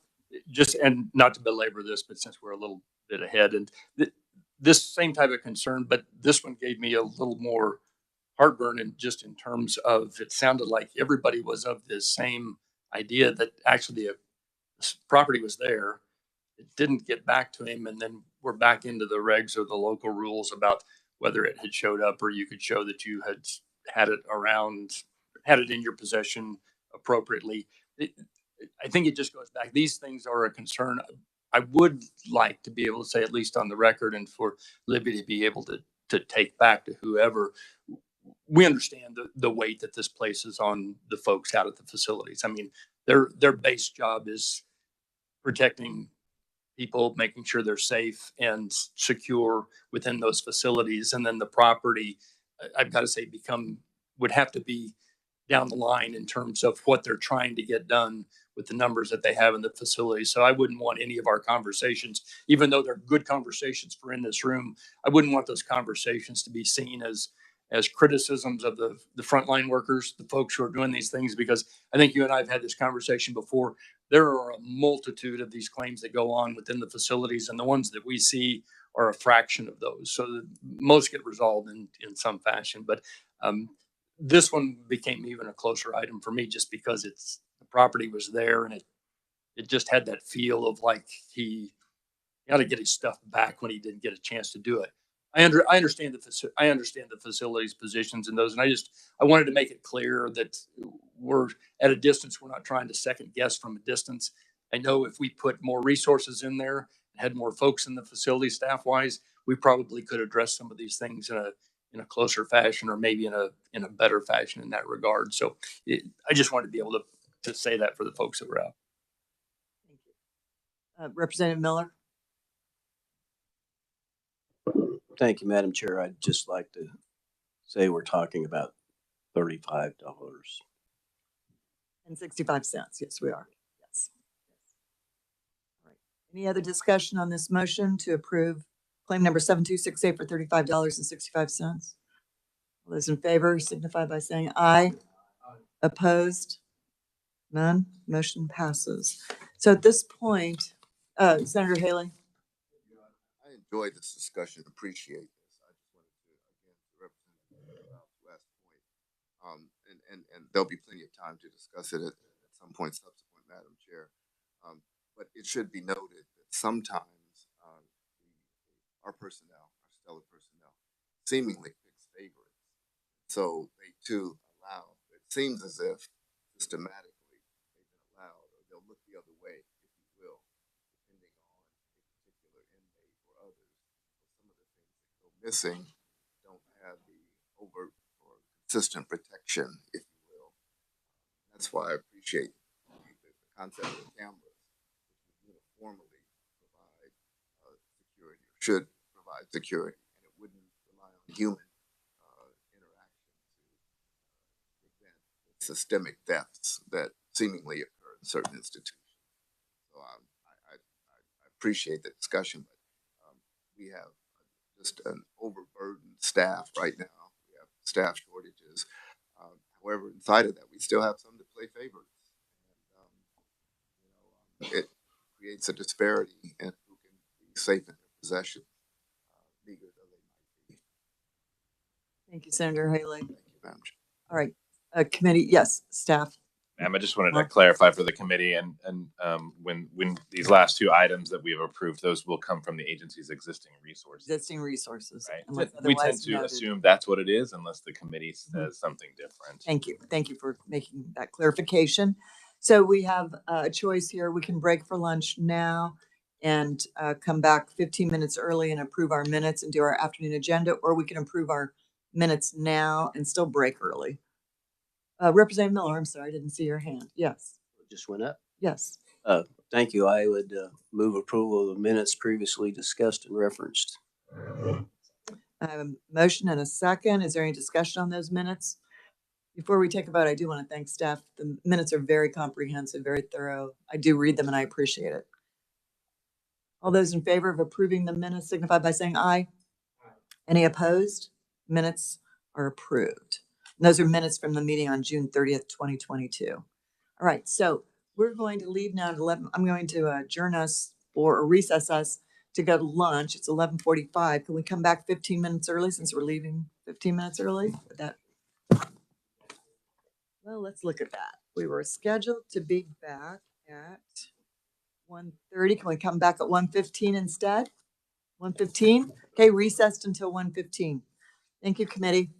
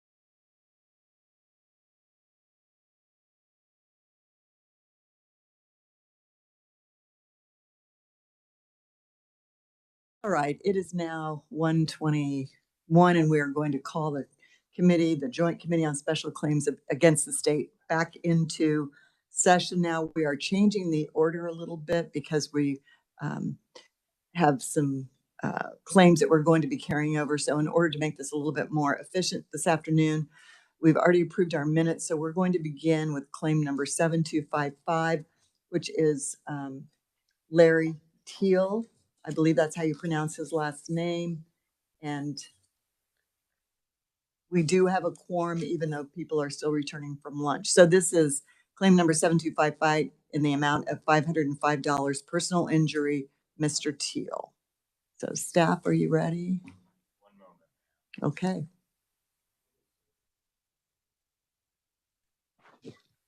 Ma'am, we'll be ready in just a moment. We just got to resolve one quick IT thing so that we can place the call in WebEx.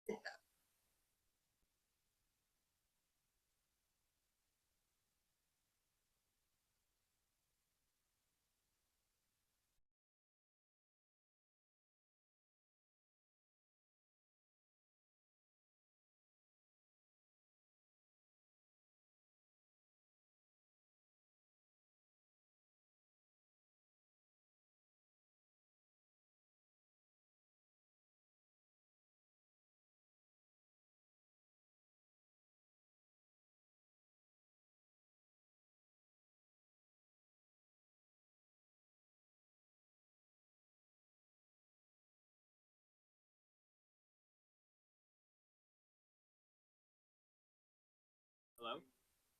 Hello, Burkhart. Hi, Mr. Burkhart. My name is Merle Riedel. I'm calling on behalf of the Joint Committee on Special Claims Against the State. We are trying to reach Mr. Teal. Yep, he is here. Mr. Teal?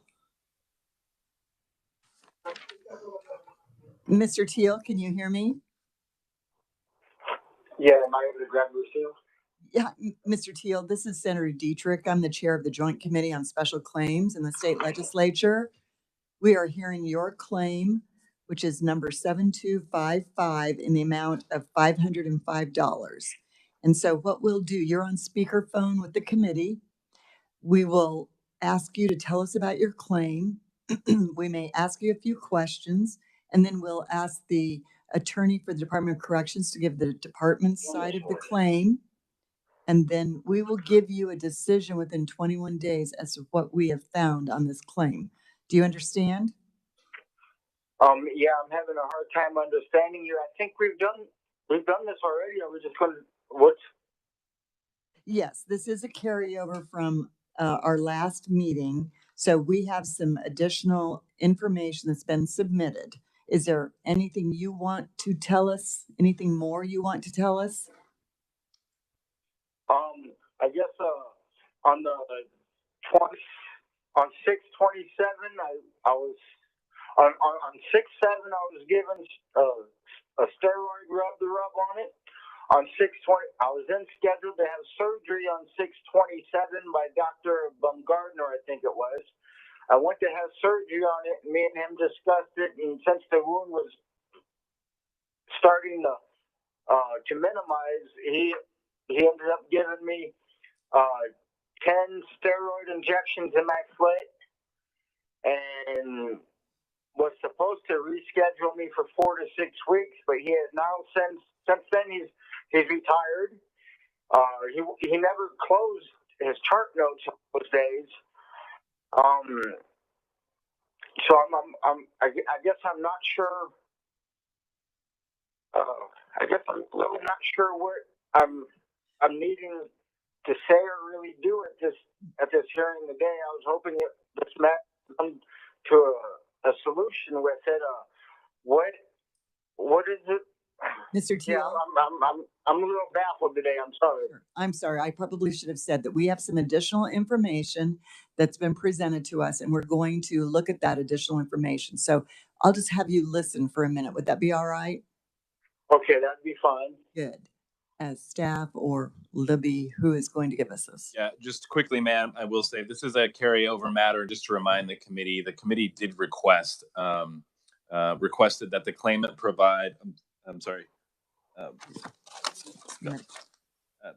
The committee requested that the agency provide medical records. The claimant had indicated there was medical records that existed from February 25th that shed light on his claim. The agency has provided that matter. That is in the documents, those medical records from February 25th. Thank you. Libby, did you want to respond? Oh, I'm sorry. Representative Miller, I'm sorry. Well, rather than hunting for that information, can you sum it up? There was a specific claim that the claimant made about what those records said. Did the documents support that claim? Correct. The claimant said that the documents referenced leakage of the freezing solution that was used on the mole or the spot that was removed.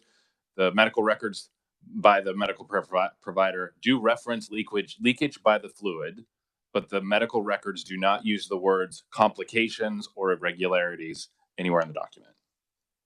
Thank you, Madam Chair. Thank you.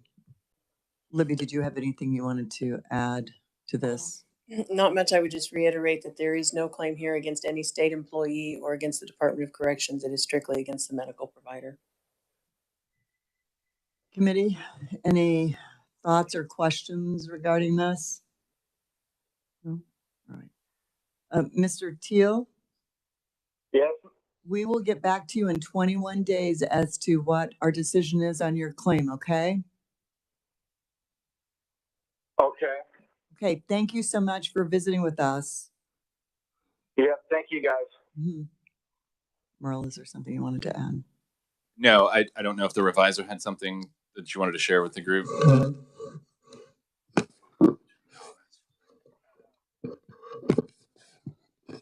I'm sure. What my question is, was the doctor employed by the Department of Corrections or is he an independent contractor?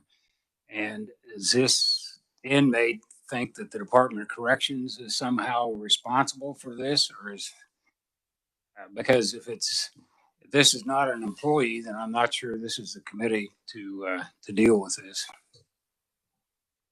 Can you answer that, Libby? Centurion is the department's contracted medical provider. And I don't know if the inmate draws any distinction there. He just knows he's got an injury, so he files a claim. So we've generally tried to give you some background information to answer the merits of the claim or the substance of the claim, while also letting you know that we don't think it's an appropriate claim for this venue. Okay. Representative Miller, you had your hand up. Yes, I did, because I had a question. Thank you for recognizing me, Madam Chair. Well, just because it was not a state employee does not mean that the state is not necessarily liable for the acts of their agent. It's called vicarious liability, but it also falls in that category of items that should fit under Rule 2. So if the vice chair would make the motion, I would second it. Madam Chair, I move that. Oh, Mr. Teal? Yes. Hi, we will give you our decision within 21 days. Okay, thank you. Thank you. Thank you. I thought he'd hung up. Madam Chair, I'd move that this claim, I just lost it. Claim number 7255 be dismissed pursuant to Rule 2 without prejudice. Do you have a second? I will second the motion with the regret that Senator Haley was not here to listen to me say vicarious. Thank you. I have a motion and a second. Is there any further discussion? If not, all those in favor of dismissing this without prejudice following Rule 2, say aye. Aye. Any opposed? Okay. That claim then, that motion passes. It is dismissed without prejudice. Our next claim is going to be 7244, which is also a carryover. That's Anthony Mott for $1,508.91. Thank you.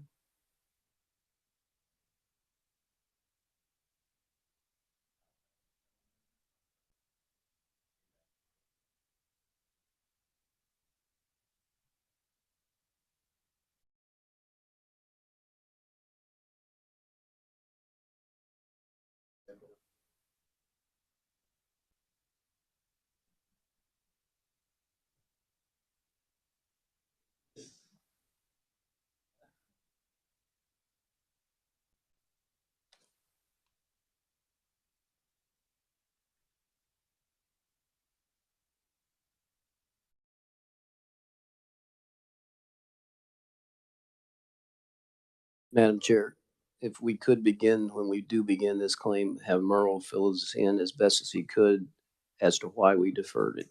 Yes, that's a great idea. Thank you.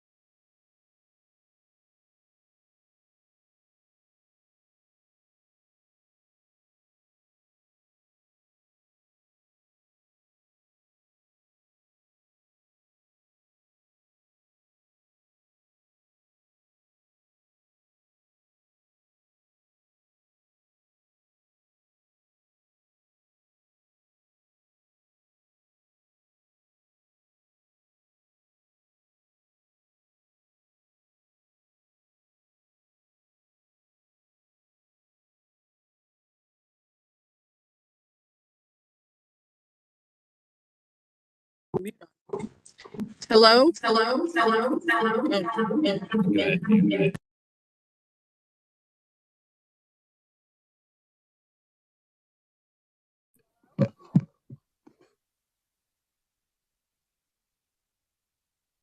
Mr. Mott?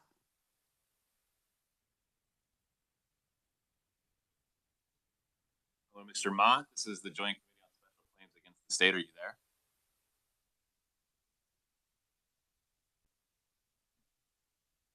Does it indicate he's there? It does indicate. Mr. Mott, this is the Joint Committee on Special Claims Against the State. Are you there?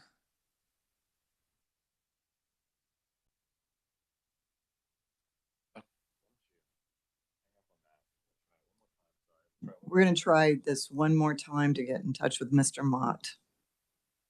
Claim number 7244.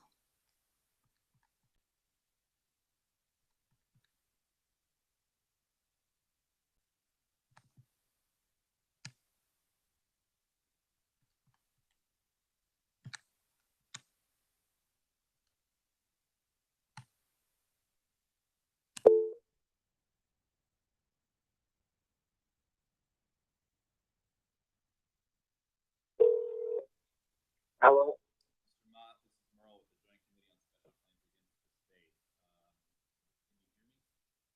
Yes, I can hear you now. Mr. Mott, hi, this is Senator Dietrich. We spoke at the last committee meeting and we asked for some additional. Yeah. Okay, we asked for some additional information to be provided to us, and we're going to ask staff to fill us in on what happened last meeting and what new information we currently have. So will you just listen for a minute? Yeah. Okay. I can barely hear you though, but yeah. Okay, we'll do our best to speak as loud as we can, okay? Okay. Madam Chair, this is Merle with staff. If you'll remember, we heard this claim at the last meeting. At that claim, the claimant indicated his vehicle was damaged by a Larned State Hospital forklift. The vehicle was subsequently, a week later, damaged in a collision with a deer. The agency reported that they do not challenge the collision with the Larned State Hospital. However, it was their notation that the claimant was compensated in full related to the subsequent accident with the deer. The claimant indicated that he requested his insurance agency deduct the amount related to the claim with the Larned State Hospital forklift from the total value he was compensated. The committee requested that the claimant provide documentation substantiating that the amount of $1,508 was deducted from the compensation he received from the insurance company. Committee staff did receive communication from an insurance agent that indicates that the claimant was compensated. Was compensated for the total cost of the vehicle, and there was no amount deducted for the Larned State Hospital collision. Thank you. Committee, do you have any questions regarding that information that we received? Anything more about this claim? Mr. Mott? Yeah, because I had talked to my insurance agency and he had supposed to been sent that to you guys that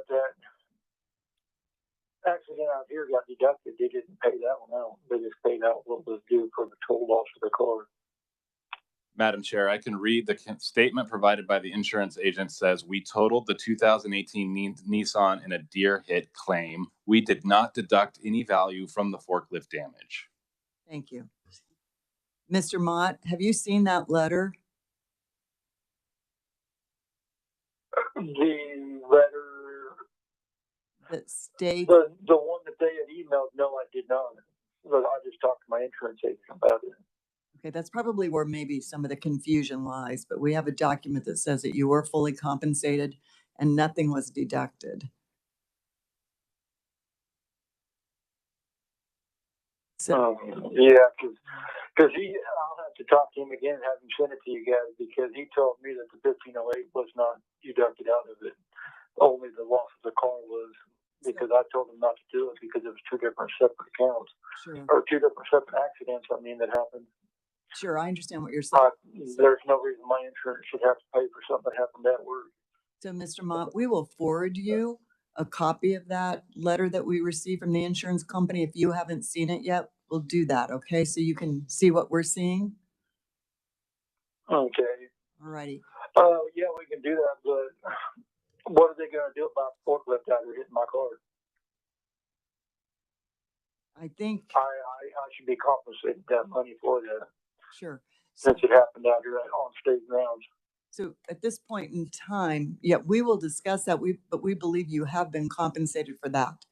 So we're going to take your claim under consideration, and we'll get back to you with our decision within 21 days.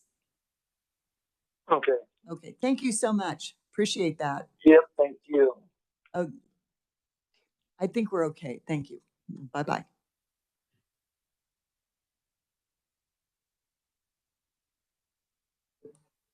Right. I just wanted to let Mr. Edelman from KDADS know that the chair does not need additional information from the agency today. Thank you, Mr. Edelman. I appreciate it. Thank you. Thank you. Bye-bye.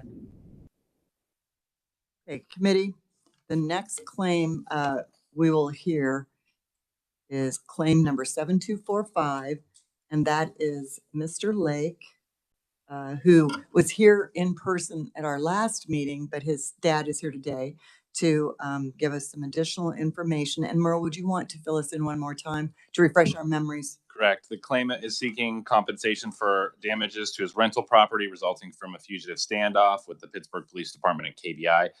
Committee staff sent a letter to the claimant requesting insurance policy for the party. The committee actually requested these documents. An insurance policy for the property in question and documentation indicating denial of the coverage.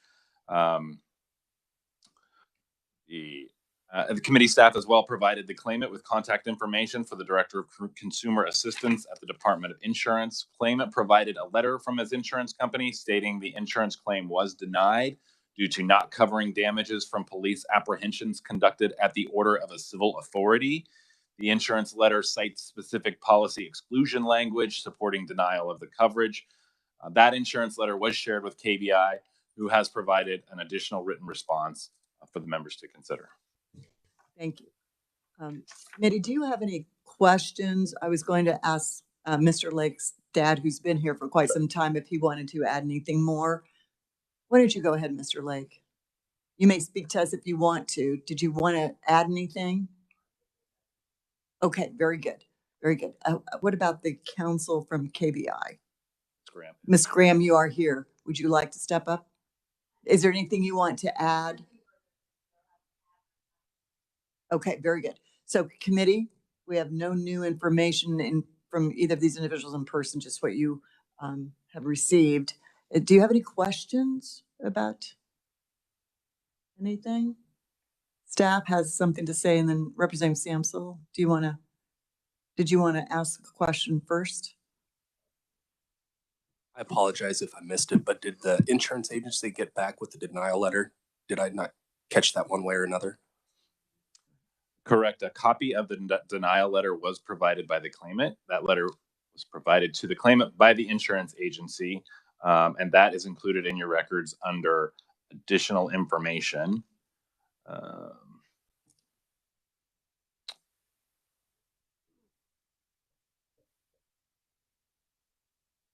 Yeah, that letter came from Kansas Fair Plan,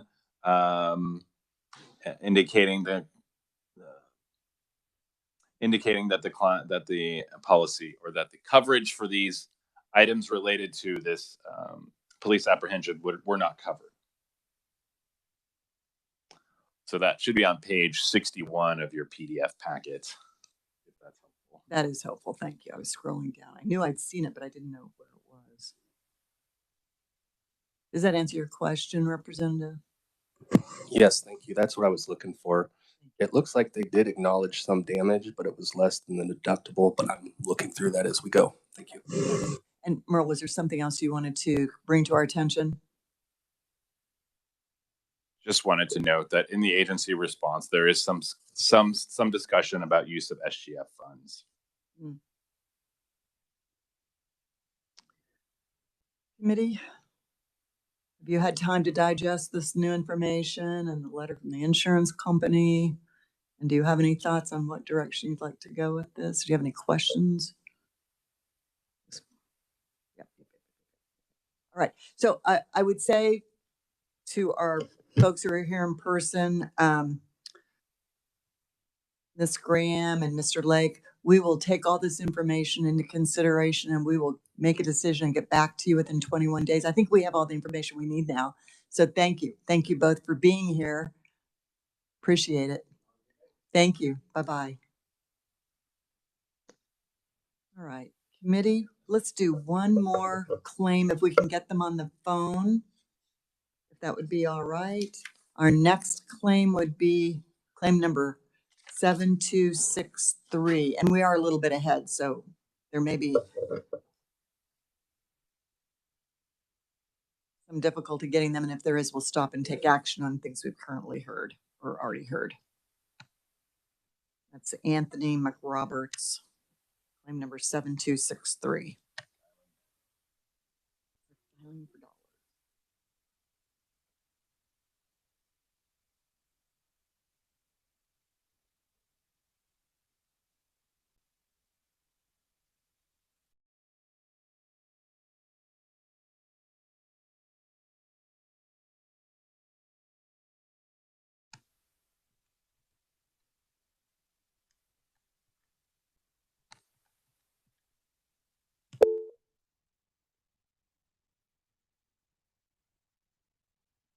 You have reached the Lansing Correctional Facility. If you know your party's extension, press 5 and listen to the prompts. Please dial the extension number. Press the star key to start over.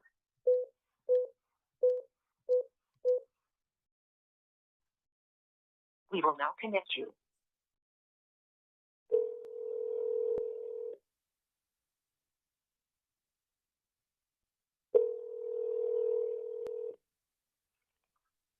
Reentry, this is Miss Neal. Good afternoon, ma'am.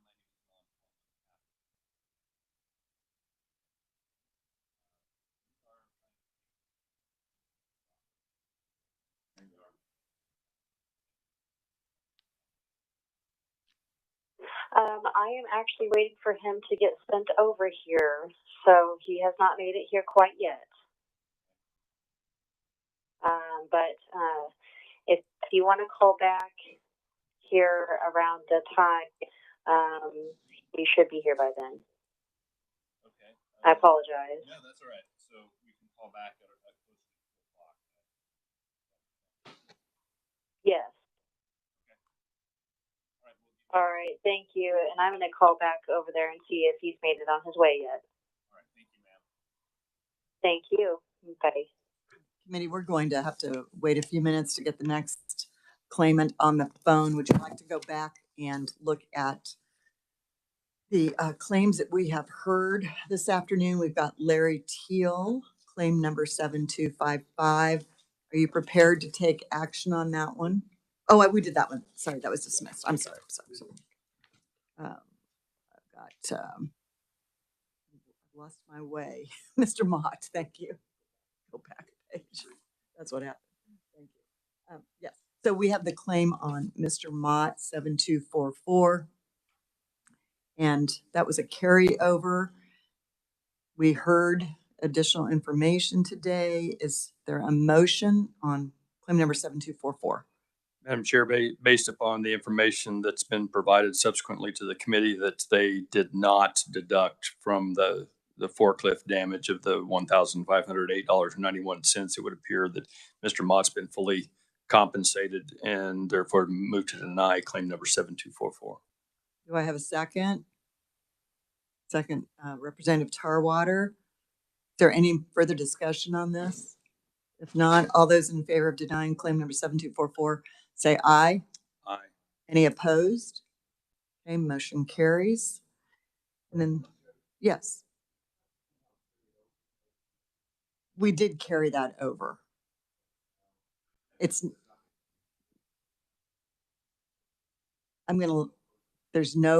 received all the information that we needed to be able to make that determination. Yes.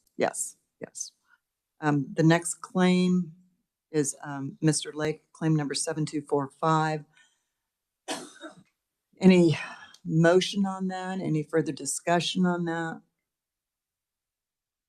I'm still a little, Madam Chair, still a little lost. In looking at the to go on a little additional information, looking at the letter, it looks like the insurance company took the position that the only damage to the house that would be provided coverage under their policy, which gets down to almost the bottom of page 4, I think, in their letter, where they say they do not pay for a loss which results from order of civil authority, but they do.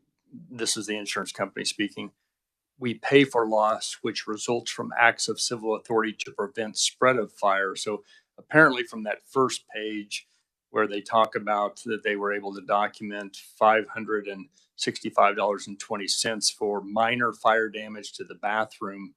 So it sounds like the insurance company was saying there was some fire damage that was going on, or maybe the efforts to control that fire caused $500 and some odd dollars of damage to a bathroom. They would cover that, but that falls within the $1,000 deductible, and so therefore the rest of it they claimed an exclusion for under the actions of civil order or civil authority. So I say all that just as a description of what the insurance company said. I'm not sure.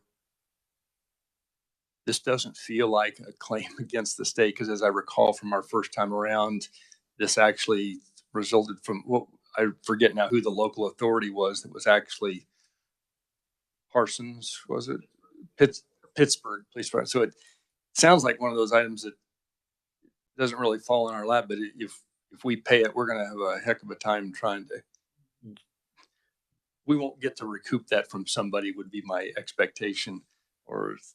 So I feel bad for the folks that are out this money. They need to have a recourse somewhere, but from my old days, it feels like something to pursue as a civil matter with the Pittsburgh city and I hate to turn these folks away at this point, but I'd be hard pressed to want the Special Claims Committee to say that's paid out of the state at this point in time. But I'm open to. Any other thoughts or further discussion? I think those are very cogent points. Senator Haley?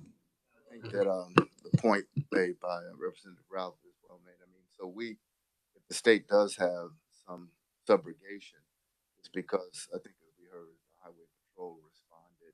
KBI. So I think that's a dangerous link if we're lending assist to a local authority that we would subrogate those actions. We were not the main responding party. I don't know. I'm just trying to see how our liability as the state's direct liability is coming in. I'm having difficulty, regrettably, tying that in because I hate to see people left. And I mean, it happens in every community, and I don't know where we find that response. Does the responsibility lie with the state?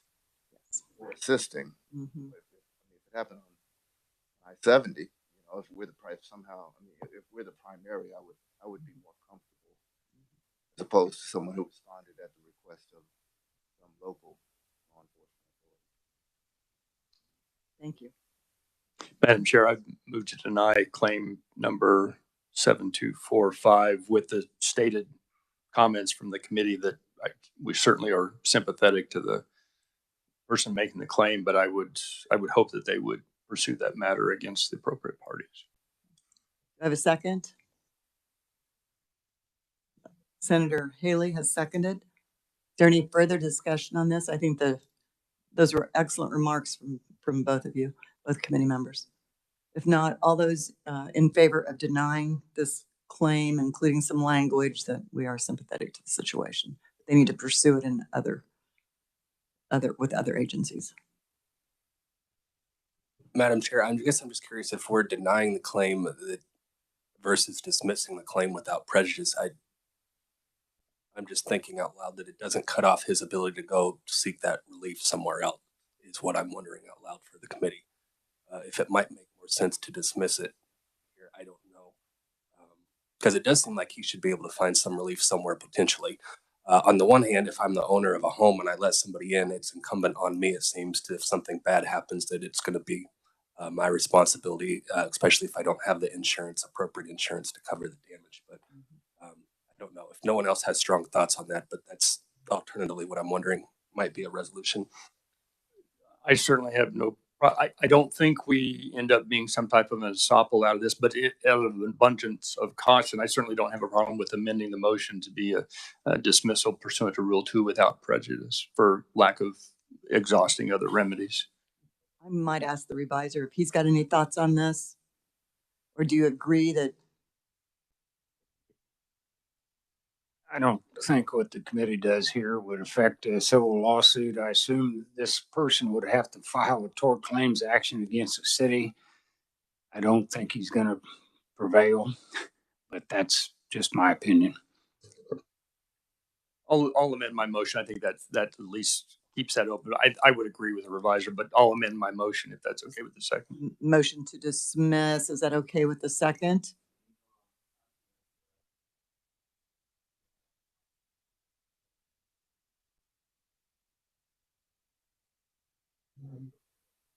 I'll withdraw my request to amend. All right, then we're back to a motion to deny claim number 7245. We have a motion and a second. We've had discussion. All those in favor say aye. Any opposed? Okay. 2 no. Okay. And 1. Senator McGinn, were you an aye or 2? The motion passes. Move to deny. Very good. Now, shall we try Mr. Okay, no. Mr. Mcroberts. Okay. Anthony Mcroberts. We are moving right ahead, moving right along.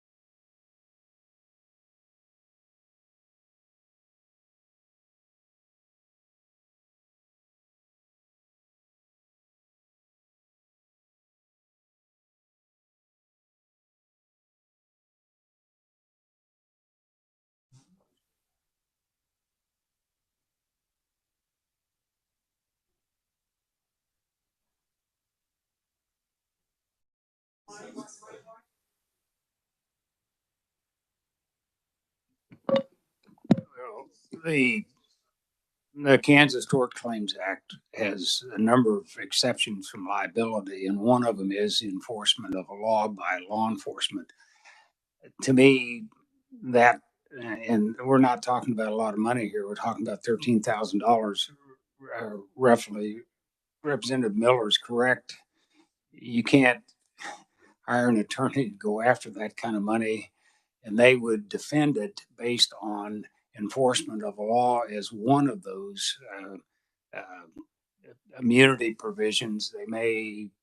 They'll probably figure out a few other immunity provisions to throw in there, but I don't, just my impression that they would be, he would be denied, but I'm not, I don't have a crystal ball.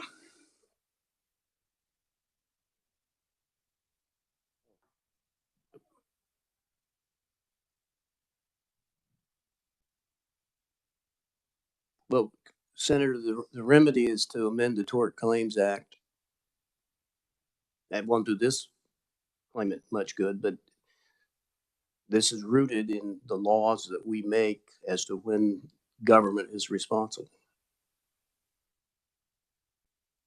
Once upon a time, they weren't responsible for anything. Right. But it's rooted in the Tort Claims Act that we have control over.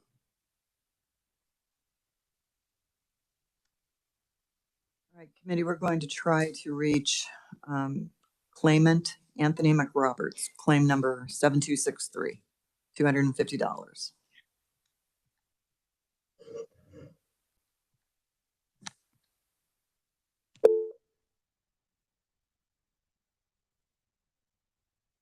You have reached the Lansing Correctional Facility. If you know your party's extension, press 5 and listen to the prompt.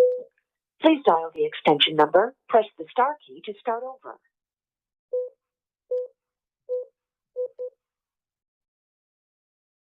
We will now connect you.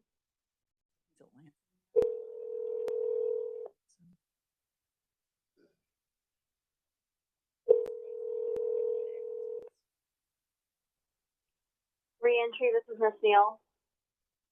Good afternoon, Ms. Neal. This is Laura.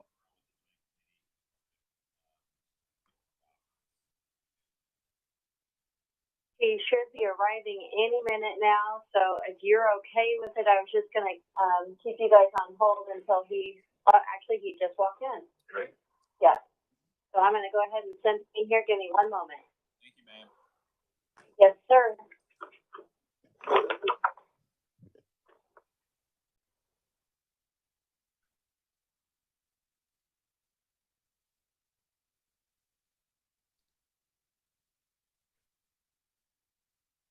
Hello, Mr. Mcroberts? All right, I'm gonna have you pull this chair right here up to the phone. Okay. And they are ready for you. Hello? Hi, Mr. Mcroberts. Yes, sir. Yes, ma'am. This is Senator Dietrich. I'm chair of the Joint Committee on Special Claims in the state legislature. We're going to hear your claim for $250 for property loss. And Yes, ma'am. very good. So you're on speakerphone. We can hear you. We will ask you to tell us a little bit about your claim in just a minute.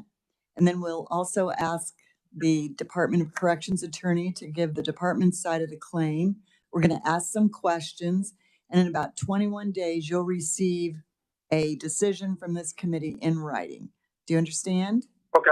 Okay, very Yes, good. ma'am. Okay, what would you like? We have all your documentation in front of us, everything that you've sent us. So what do you want us to know about your claim? Okay, so I was forced to be in segregation and Hudson for a year and a half, and due to the extreme heat and the isolation I was in, I had to miss a breakdown and I tried to kill myself. Well, during the time that I had there, I had repeatedly told staff members that I had personal books. I'm studying to be a paralegal. I'm going to school for it. I had personal books and things that I had bought with my own money from getting the stimulus check. And I repeatedly told them that I had that box of books. And so I heard from multiple inmates in that cell, so I was in the A3 Hudson, that the CEO took my books, the personal books, and placed them on the bookshelf or card that they had before they previously took the book card away. And all the other inmates received my books. I tried to track them down. I tried everything, and I tried to even work with Unity. But Hudson and some of these facilities have a policy where 9 times out of 10 they find that that the property claims are not in the favor of the inmate because they have a new IMPP or an old IMPP that states that inmate owns his property at his own risk. But with the negligence of staff and the fact that they cover up their wrongdoings, it becomes an issue, and it's happened to me multiple times. Before I found out that you guys had a special claims against the state, I've lost over $1,000 worth of my property that I've worked for. I kept jobs, and I've gotten money from my family and paid for my property, and every time COs or inmates steal my stuff, and they always find a favor of the facility so they don't have to pay. And so this is becoming a repeat pattern. But now that I'm in Lansing, the same things happen here. I've lost all my TV, my radio, and all my property, and I'm working on that too. So you might be hearing from me again. So, I mean, that's pretty much everything in a nutshell what exactly happened with my property and the things that are going on in that facility. Okay, thank you. Thank you so much, Mr. Mcroberts. Committee, do you have any questions of the claimant? Okay. No, pretty much I stated out everything with integrity, everything legitimate. There was no false claims, nothing that was added there. Everything was just black and white. I let you guys know everything that I knew and what I could prove to be true. Thank you. Thank you so much. So we're going to hear now from the department attorney. You can just listen now for a minute, okay? All right. All right. Thank you. Libby, you may go ahead. Thank you. Mr. Mcroberts' claim is that he was placed on crisis level and staff packed his property. He advised staff that he had 2 legal boxes, one containing his personal books, one containing legal materials. When he received his property on February 28th, he says his books were not present. On February 28th, he received his property. No books or legal materials were listed on that inventory. He signed the inventory, took possession of his property without noting anything missing. Attached to his present claim is a copy of the inventory, and at the bottom of the first page of the inventory, there is a notation that says, books missing, Master Sergeant Alcorn, who was the staff that signed that inventory with him. That notation does not appear on that same inventory from his master property file. Facility staff, responding to the present claim, noted that there is a legal book, miscellaneous paperwork, and 4 magazines listed on the inventory on page 3. And if any other books had been in his cell at the time, they would have been listed as well. In addition, IMPP 12120A states that residents are permitted 1 legal box, and that section C2B of that provision says that the legal materials/documents box is to be used for legal materials only and may not be utilized for resident personal property. Mr. Mcroberts asserts that he had personal property stored in one of 2 legal boxes, contrary to policy. When he was moved, staff packed his property and prepared a detailed 4-page inventory, which did include 1 legal book, but none of the claimed items were listed there. Mr. Mcroberts signed that inventory without reporting anything missing. Nothing presented establishes that the claimed books were among his property when it was packed or that staff ever had possession of them.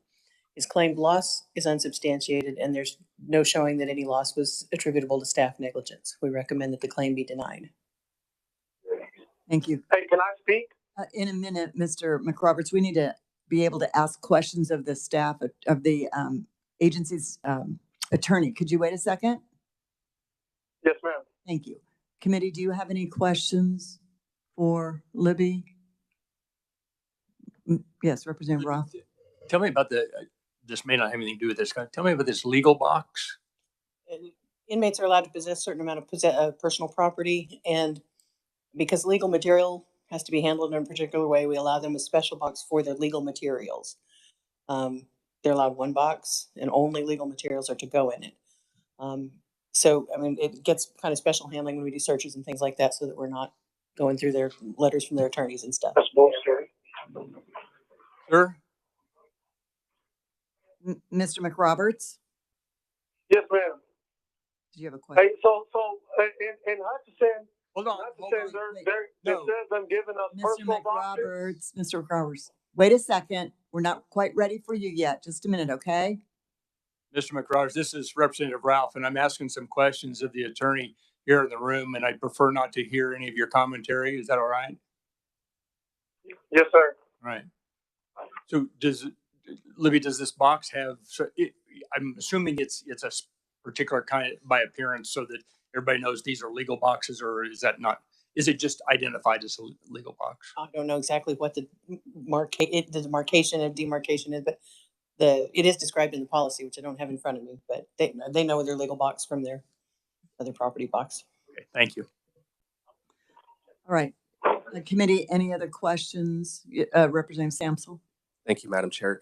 Mrs. Snyder, is it defined somewhere what is allowed to go into the legal box? As I look here, it looks like there were books in there, and I'm just wondering if those are black and white, not allowed to go in the legal box, but what's allowed to go in there versus their personal box. This is legal materials. That's in IMPP 12-120. I've made the citation here, but I don't think I said, I did not attach a copy of the definition that's there. So it is defined. Yeah. I don't know. He says he was studying to be a paralegal, so his personal books, I mean, he's identified them as his personal books, not legal materials. So I don't know. Well, I looked at a list of some of the books on there, and some of them appear to be legal backing. So I was just curious where the definition falls. Thank you. Thank you, Madam Chair. Thank you. They don't sound like they were legal materials in the sense that they were being used to help him with litigation, or he was not using them to pursue his own litigation to for that sort of thing, which is what I think is contemplated by legal materials. But Committee, any other questions? Okay, Mr. Mcroberts, it's your turn. What do you want to tell us? Okay, so in Hutchinson, they don't allow us to get big boxes that we're supposed to keep on property. They give it to us in legal boxes because they said that the people that do the inspectors say that having those boxes causes roaches and it's a fire hazard. And so they give us extra legal boxes to hold on to our stuff because holding all that stuff under our bed, some of the staff in there say we're only allowed to have certain books, and those books are given to us are from every Friday. They give us puzzles and books. The ones that say RHU are usually taken unless you're only allowed 3 of those books. My personal books have been taken multiple times on the mistake that they were cell house books. So they gave me that extra legal box. Unit Team Johnson did to hold my personal books. Had nothing to do with legal boxes. It has to do with their policies and procedures that are there. Just because one IMPP states something doesn't mean that they follow those in that facility. They have not followed those. They make up their own rules when they want to and when it benefits them, not the other way around. I've been in prison 5 years. I've seen everything under the sun. I know all the IMPPs. I know everything about the state. That's all I do is study the law. All I do is study it. It's the manipulation of the IMPP. This is manipulation of my property for negligence of the staff losing my stuff and then trying to make up for it by using their IMPP when it benefits them. It's unfair because I'm in a disadvantage because I'm an inmate. And the state always finds in favor of the state. It's a conspiracy. This is not right. This is wrong because I am only given what I'm allowed to be given. I'm in prison. I'm under the custody of ks.gov. What I'm given is what I'm allowed to have. What they give me is what I'm allowed to have. Other than that, I don't have nothing. I don't get personal clothes. I don't get anything that's on the street. So anything that I'm given is what I'm allowed to have. If that's the case, then why was I given that box? I mean, I didn't just get the box. I didn't just have it with me. They gave it to me. They told me to keep my personal books in that box. Okay, thank you, Mr. Mcroberts. Does anybody have any more questions of Mr. Mcroberts or the Department of Corrections attorney? Okay, Mr. Mcroberts, thank you so much for visiting with us today. We'll give you a decision within 21 days. Thank you, ma'am. Have a wonderful day. Thank you. You too. Bye-bye. Okay. Committee, our next claimant, I'm going between 2 different lists, so I need to check my next list, is Mr. Sternberg. Now Stenberg. He's got 2 claims. We're going to do 7230 first. Stenberg. I want to say Sternberg. Stenberg. Yes, Madam Chair, we're attempting to dial him now. The agency did note that the agency's response is a response to both claims. There's a 7230 and subsequent 7232 are both claims from the same. So committee, while they're dialing, do you want to deal with them both then as they're small claims? One is $15.12 and one is $8.66. Should we just deal with them both at the same time? Okay.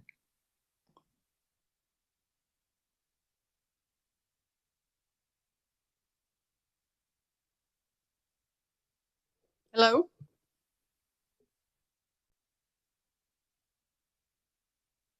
Hello, this is Shirley Morrow, Joint Committee on Claims Against the State.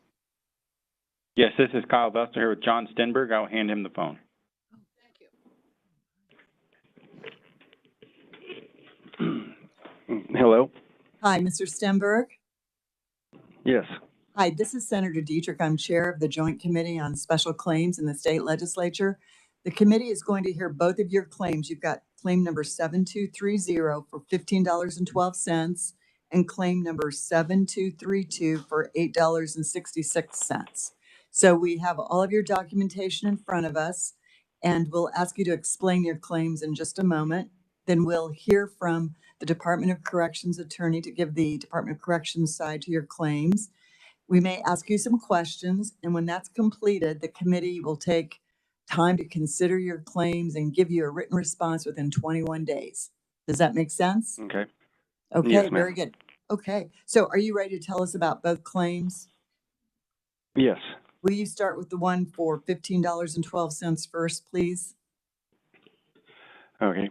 I had purchased two new white T-shirts off of our canteen, and I had sent them through to our laundry in my laundry bag. The first time I sent them through, when they came back, my laundry bag came back, it was opened, the T-shirts were missing, and I had reported it immediately to the clothing exchange officer right there at laundry. Okay.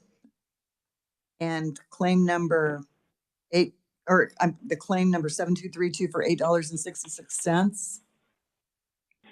Yes, I had gone down to the clinic and was tested positive for COVID. I was within 45 minutes, I was on my way from Ellsworth Correctional Facility to Lansing Correctional Facility for COVID isolation. I was not present when they packed out my belongings. And when I got back to the facility, a set of Promax earbuds were missing from my property, and they were not even listed on my property pack-out sheet. When I went through my box in front of the property officer, I noticed that they were missing, and I informed him, and he had made a note on the property form that I claimed that they were missing. Okay, very good. Thank you, Mr. Stenberg. Committee, do you have any questions on either one of those claims for Mr. Stenberg? Okay. Mr. Stenberg, I'm going to ask you to just listen for a minute because the Department of Corrections attorney, Libby Snyder, is going to give the department side. Will you just listen to this for a minute? Yes. Okay, go ahead, Libby. Thank you. Regarding claim number 7230, the facility claim response verified that Mr. Stenberg had purchased two T-shirts for $15.12 on May 6th, 2021. Because it appeared that he was a victim of theft and the loss was not attributable to staff negligence, that claim was denied. Mr. Stenberg doesn't present any new arguments or claims with his present claim. By regulation and policy, inmates own property at their own risk, and the information provided, it does appear that his alleged loss is the result of theft, not the direct result of staff negligence. So we're recommending that claim be denied. Regarding claim number 7232, he stated that when he returned from Lansing, his earbuds were missing from the stored property at Ellsworth. The facility claim response noted that no earbuds were listed on the property inventory from January 16th, and there was no evidence that they were in his possession at all at the time of the pack out. Mr. Stenberg does not present any additional facts or arguments in the present claim. He reported that he was missing earbuds when he signed for receipt of his property. Facility staff verified that he did purchase earbuds back in 2017. Staff packed his property on January 16th and prepared an inventory of the items located and packed. It has not been established that the earbuds purchased in 2017 were among his property at that time. It is not clear that staff ever had possession of them or that the alleged loss was the direct result of staff negligence. Pursuant to IMPPO 1118, the value of inmate property is depreciated at 10% per year up to 5 years. The department recommends that the claim be denied, but if it is not denied, any compensation should be limited to the depreciated value of $6.06. Thank you. Yes. We lost that claimant. Mr. Stenberg, are you still on the line? Yes, I am. Okay, very good. We thought we lost you for a minute, so thank you. Committee, do you have any questions? No, I'm still here. Okay, thank you. Any questions for Libby? Senator Haley? Well, in regards to the claim 7. Mr. Stenberg, you have to wait just a minute. We're going to take questions from the committee. Can you hang on? We'll let you talk in a minute. Yes. Okay. You just listen for a minute. Thank you. Senator Haley. Thank you, Madam Chair, and thank you, Ms. Snyder. I'm a bit conflicted regarding the initial claim, 7230, with the T-shirts. Procedurally, it's acknowledged that they did exist lawfully, that the claimant did have the right to have them, and that they were put into the system, and that they were, by the department's conclusion, stolen. That the claimant is a victim of the theft. I'm conflicted because I don't understand how things normally flow as between the laundry, or is this ongoing? Are there checks and balances? Why doesn't this happen more often if there are especially new items in it that someone in the laundry is? I mean, I have not heard this before, actually, that the department recognizes a theft has occurred, but suggests that these things happen, I guess, for lack of a better term, and we shouldn't be held responsible. Does this happen a lot? Is what I'm saying. I hadn't heard of it before, but he's made his case. He had 2 shirts. He put them in the laundry, and they were stolen. Yes, I think I'm not aware that it happens a lot. And I think the laundry procedures are somewhat different at different facilities, but as I understand it, the state clothing and that sort of thing goes in through one process, and then personal things that we always hear. I think we've had claims before about sweats and sweatshirts and that kind of thing. Those are purchased and owned at their own risk. They put them in a closed bag, and those get washed, I think, in the bag, and the bag should come back closed. We do, I think, use inmates for laundry. It is possible that in that process, an inmate, and it appears in this case that another offender opened that bag and removed things from it. And then the bag got returned to him opened, and the T-shirt's gone. It's not established. We haven't established. There isn't any showing that staff had any involvement in that. It's inferred that somebody stole things because the bag was open. So we're recommending denial based on a lack of showing that staff was negligent in the handling of the laundry. So finally, and thank you, and not to overbeat this, Madam Chair, do they mark, are clothes, personal items marked like with indelible marking or something to maybe initials in the corner or some way to identify whom they might belong to? So if they subsequently are found elsewhere, that it would raise the question as to what is this personal property of one inmate doing in someone else's possession? Do they mark it? Is there some way to? Yeah, I think anything over a certain value has to be marked. I mean, I don't have the IPP in front of me right now, but 12120 has details about which property gets marked in which way, but everything should have some identifying information except for consumables. And he did not do that in this case. He didn't have. I don't know if that didn't say. I mean, it doesn't say that he say, but we're still talking because they were new. They were new. That was so he hadn't. Okay, thank you, Ms. Snyder, Madam Chair. Senator McGinn. But he could have marked it, but we don't have the evidence. So I'm just trying to understand. So unless you have a washer and dryer for me to go wash my clothes and dry, and I'm assuming they don't wash their own clothes. But if I turn my clothes over to the department staff. I don't see how those clothes can get stolen. To me, once I turn my clothes over to the people that are supposed to do the laundry, it's in their hands. It's chain of command, not command, but the chain of where it's at. And so,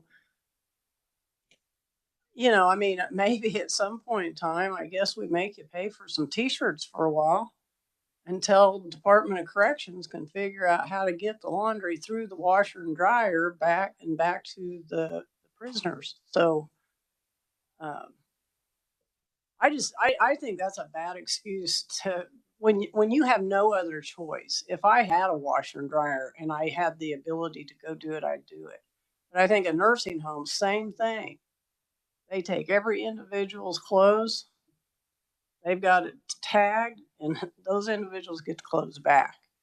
And the same level of employment people are taking care of those seniors just as they are taking care of the folks that are in corrections. So this is a strange one to me, but I'm new. I'd be happy to get details on what the procedure is at this facility, and how that was handled exactly. What precautions are taken to prevent theft and how. Senator McGinn, and then Senator Haley. I'd like to hear that, but I'm just saying, when you have no other choice, I cannot walk down the hall and use the washer and dryer. So I have to give it to someone. And to me, if I give that to someone, then my property is in the hands of that entity until I receive them back. So, comment. Thank you. Senator Haley. Madam Chair, along that line of Senator McGinn's question to the department, it's a privilege, I would make the assumption, for someone to work in the laundry. I mean, that's probably an inmate who is privileged to have that employment. And are they compensated for that? Or they pay, you know, on there's some positions that have some modicum of pay. Yeah, I don't know the specific pay rate or anything like that, but they it is paid employment. It's a privilege. Can I just make the assumption that it's something that they'd like to do, in working with the laundry or working with the cafeteria or other in facility thing? Well, I mean, I would hope that it would raise a certain level of responsibility as an employee for the chain of responsibility for that, and that with that comes potential liability if they don't do their job, or something comes up missing, or if it's in cafeteria services, was not handled in a procedural way that's whatever the guidelines are, sanitary or what have you. So I just I just have to agree with, very much so, with what the thinking of Senator McGinn. You know, he didn't have any choice to get his items clean, but by a laundry that is facilitated and maintained with employees at the behest, well, quasi-employees at the behest of the department. Thank you. Thank you. Any other questions? Mr. Stemberg, you may offer some additional comments. I think you were trying to speak to us. Yes. As the procedure for the laundry, we inmates, we drop our laundry off at a window in the mornings during breakfast time. Then they are washed during the day, and we pick them up after dinner at night. They have two supervisors in the laundry of inmates that do the washing, and cameras as well to watch in the laundry itself. All of our clothing is tagged. Personal clothing is tagged when it comes in with our name and our laundry number on it. It's an iron-on tag. Thank you. Yeah, yes. Yep. Thank you so much. I appreciate that explanation. You're welcome. Committee, is there any other questions for either Mr. Stemberg or the attorney? Mr. Stenberg, thank you so much. We're going to close this hearing now. We'll get back to you within 21 days of our finding. Thank you for visiting Okay. with us. Thank you. Bye-bye. You're welcome. Thank you. So, Merle.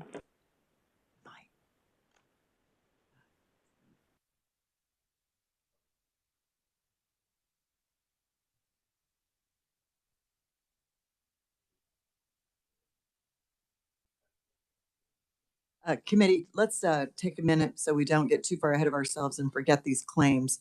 Let's take some motions if you're willing to do that on Anthony Mcroberts, claim number 7263.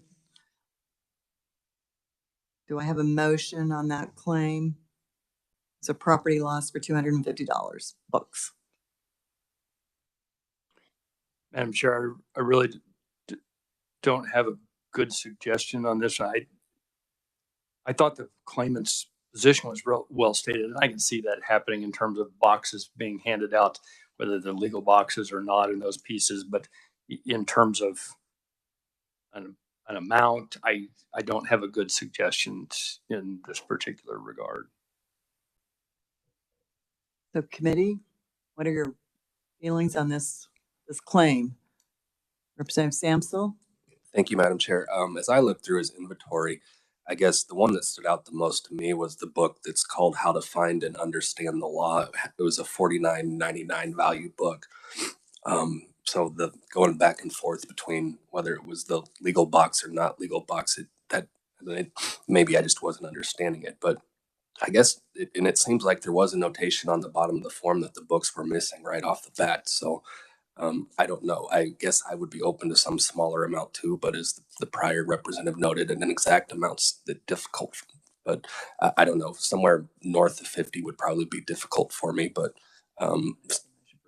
I will do that, Madam Chair. Move to approve the claim in the amount of $50. Because we have notation of one of his books, a legal book. Legal book. Being valued at $49.99. So motion to approve claim in the amount of $50. Second, I have a motion and a second. Is there any discussion? Okay, all those in favor of that motion to approve a claim of $50 for Mr. Mcroberts, claim number 7263, say aye. Any opposed? Okay, claim is out of existing funds for $50. I think that's fair. That makes sense. Okay, we had two claims, claim number 7230 and 7232, and this is Mr. Stenberg that we just heard from. 2 white t-shirts on one claim and earbuds on the other claim. Madam Chair. Madam Chair, I think what I'm talking about is specifically in relation to the t-shirts, but since I was vocal earlier about not paying a claim, I think this is a spot to speak into.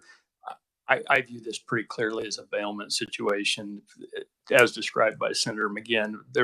We're asking them to place those pieces of property into our care and custody. It's our agents that are handling them. They come back.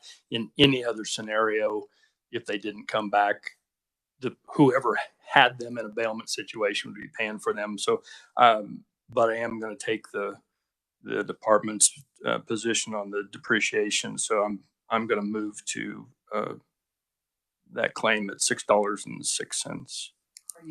What about 7230? Are you moving to pay that claim? I was looking at something else, so I'm not talking about that claim. Sorry, I don't have that one. But just in relation to claim number 7230, move payment in the amount of $6.06. 7232. Do you want to pay the t-shirts? Yes. Okay. So yes, Senator McGinn, 1 second. I want to get this motion straight. So claim number 7230 in the amount of $15.12 and claim number 7232 in the depreciated amount of $6.06. Is that correct? Okay. Let me take a second and then we'll have discussion. Second, Senator Haley. Discussion. Senator McGinn. I just want to be clear. Is your mic? No depreciation. Yeah, it's on. I don't know if it's working. I got to get close to it. A little close. So no depreciation on the t-shirts because they were brand new. Right. To just depreciation on the earbuds. Yes. And even though I'm the chair and maybe I'm not supposed to have an opinion on this. I really do agree that the laundry situation, I think there is some institutional responsibility for that because they're marked and they went to the laundry, there are supervisors in there, there's cameras in there, and they came back missing. So I really like Department of Corrections to take and maybe you could pass this on to take a look at that process and procedure, because when something's lost in the laundry, I think that's the facility's responsibility. It's just kind of my thoughts. And maybe, Mr. Snyder, maybe it's not a big, because since we haven't, as Senator pointed out, since we don't see these, it may not be that, they may have a really good handle on it, and this is the one-off type of circumstance, so. Absolutely, yeah. Senator Hill. Madam Chair, you never said that it was marked. I would hope that we would encourage them to send before, because they were new. He did say it was marked. All of the laundry is marked. It's an iron-on label. Okay. He did say that. Yeah, Mhm. thank you. Mhm. Very good. So the motion then, if you want me to repeat this, is claim number 7230 in the amount of $15.12 and claim number 7232 and the depreciated amount of $6.06. I have a motion and a second. I believe I do. Motion and a second. So any further discussion? All those in favor say aye. Aye. Any opposed? Okay, motion passes. Thank you. And Libby, they're correct. I mean, nobody is saying that this is a huge issue, but in this instance, it kind of does feel like facility has a responsibility there. Very good. Okay, now I think we're ready to call our next claimant, which is Philip Boyce, claim number 7241. Madam Chair, we're dialing that number now. If you will notice, Philip Boyce and Terry, the next claimant, Derek Laughlin, will be at the same facility and same contact person. So we do not want Mr. Boyce to hang up. Remind me.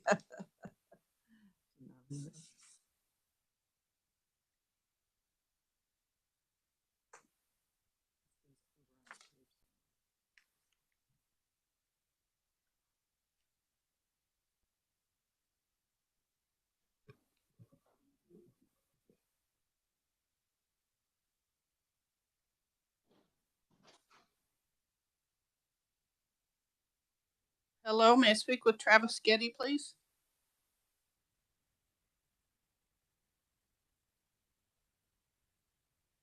Hello, is Travis available?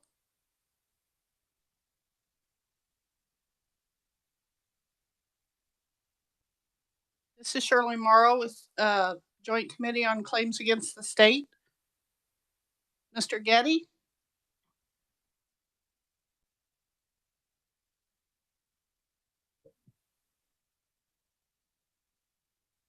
Says we're connected.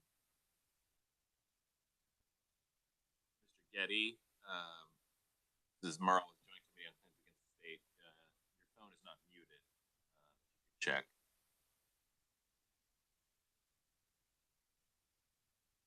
Is anyone out there?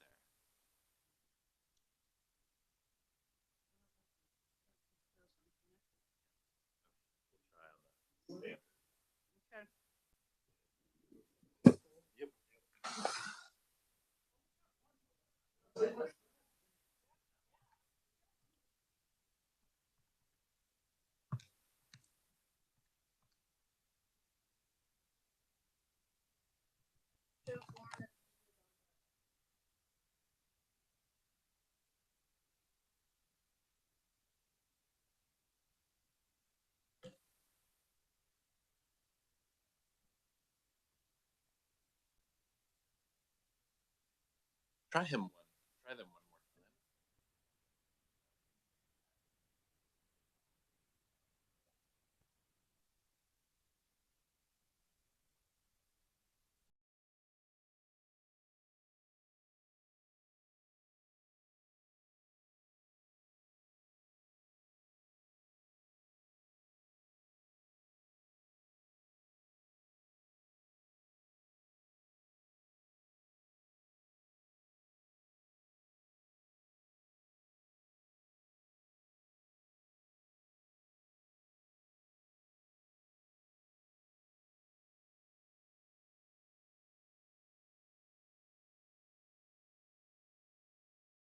Hello, Mr. Getty?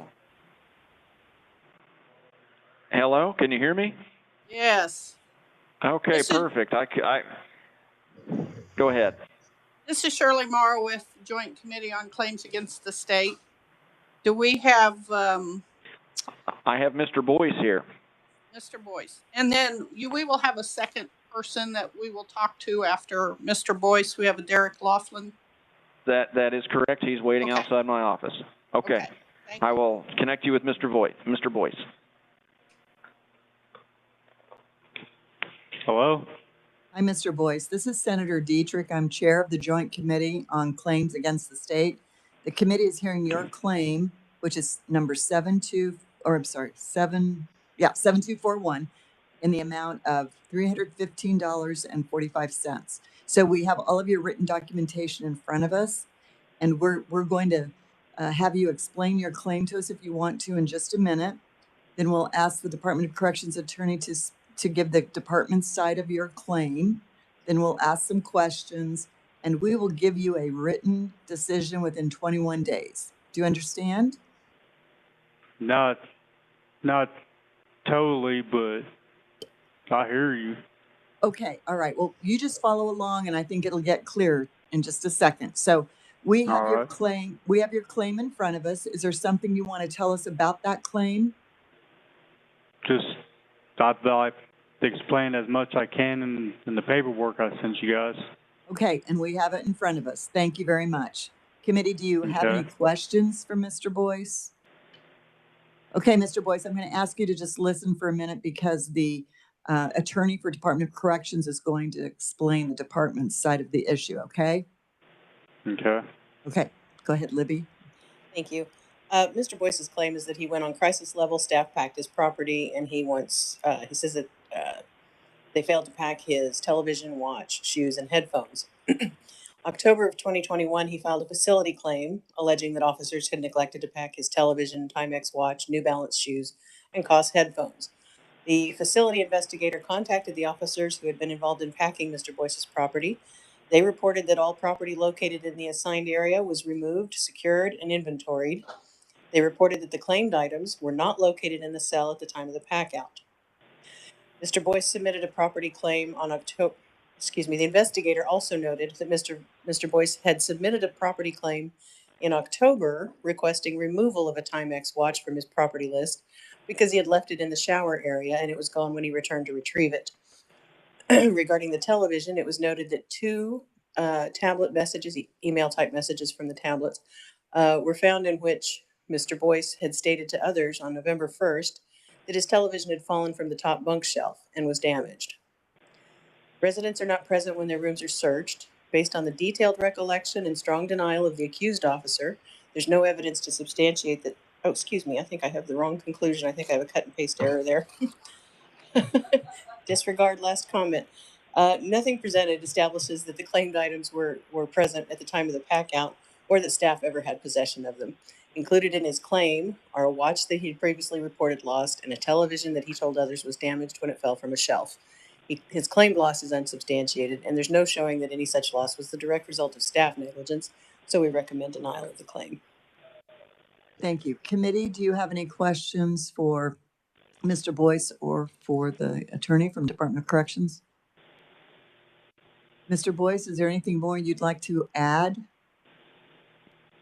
I mean, during that process when I was filling out the property claim, yeah, I did say what I said on the tablet to my family so they don't get worried and call up here, because last time they called up here worried about my safety, they put me on crisis level because of my family. And on my TV situation, period, even my old cellie had brought my TV box down to Correctional Officer Gray, and they asked my cellie, well, where's Mr. Boyce's TV? And he told them, well, I don't know. The door was unlocked when I came back down the room, and you guys are the one that packed him out.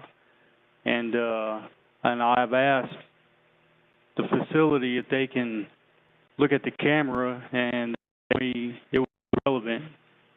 So they didn't look at the camera or nothing to find out who went in there and actually took it or anything like that. Okay, thank you. Thank you, Mr. Boyce. Committee, any other questions before we say goodbye to Mr. Boyce? Okay, Mr. Boyce, don't hang up the phone. We're going to hear next from Mr. Laughlin, but thank you for visiting with us, and you'll get our decision in 21 days. Okay, thank you. Thank you. I'll hang this up, they want to talk to all. Want to talk to them.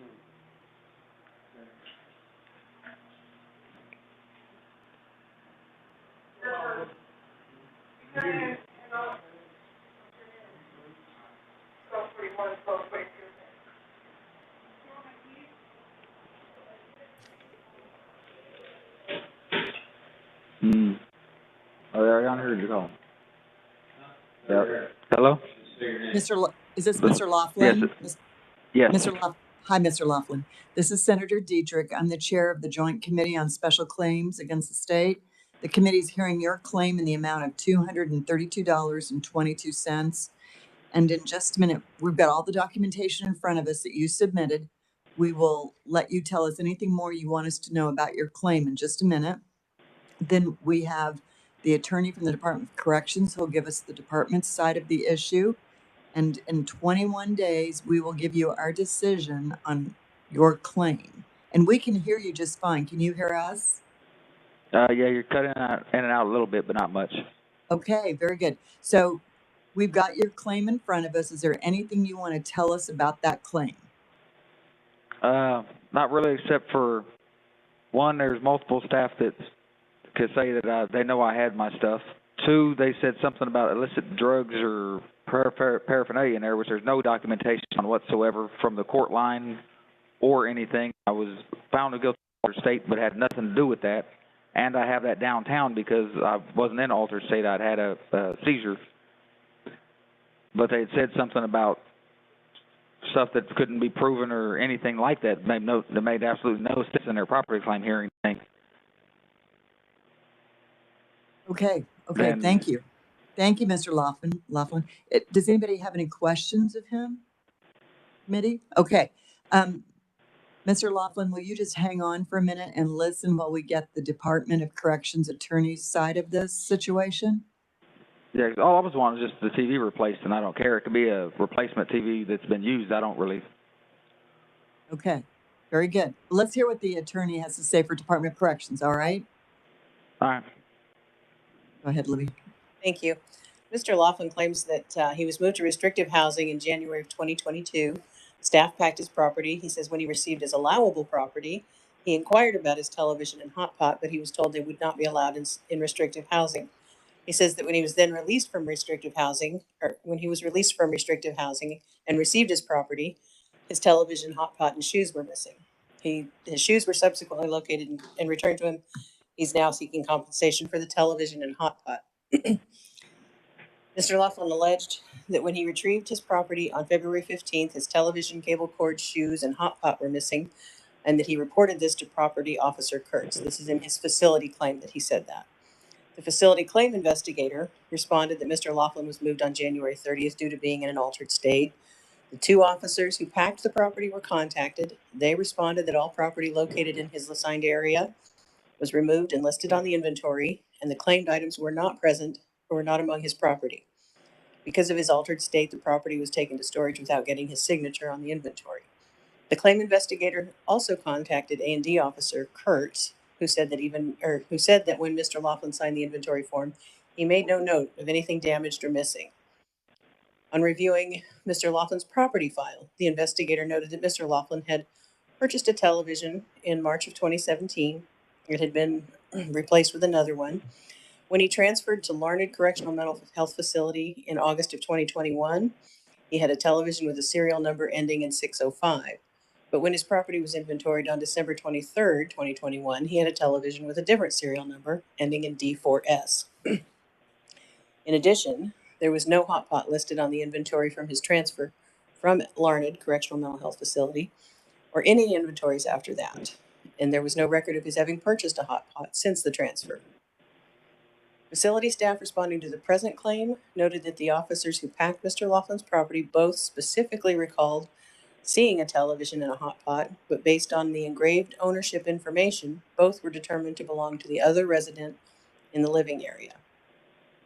Mr. Laughlin asserts that staff failed to pack his property or his television and hot pot, and when he reported this, when he signed for his property. However, the officers who packed the property deny that there was a television or hot pot belonging to him. The hot pot does not appear on any property inventory since his transfer, and there was no showing that he was in possession of items obtained through legitimate means. Contrary to his allegations, Officer Kurtz stated that he had made no report of any discrepancies when retrieving and signing for his property. His claimed loss cannot be substantiated, and there's no showing that it was attributable to staff negligence, so we're recommending denial of the claim. Thank you. Okay, Mr. Laughlin. Yeah. Well, first of all, I guess I need to ask the committee, do you have any questions of our department attorney? Yes. Not you yet. Simply, Not quite, Mr. Laughlin, not quite yet. Just a second.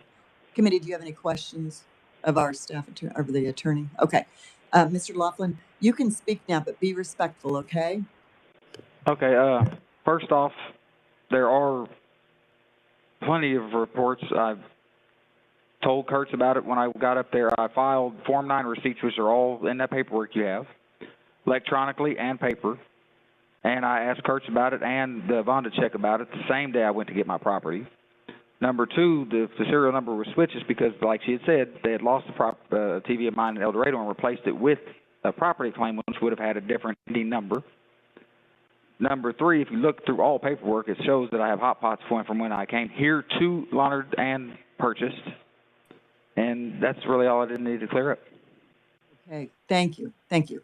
Committee, any questions of either one of our folks here? Okay. Mr. Laughlin, thank you so much for visiting with us today. We will end this hearing and get back to you with our decision in 21 days.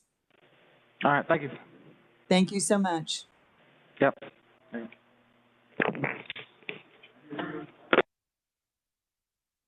Okay. Committee, next we have Franklin Williams, claim number 7242 in the amount of $39.47.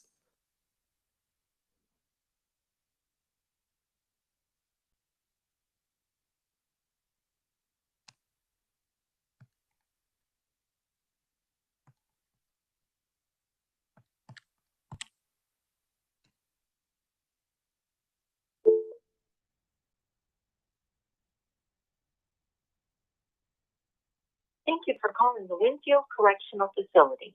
If you know your party's extension, please press 9 and listen to the prompts. For visiting, press 1. Please dial the extension number. Press the star key to start over.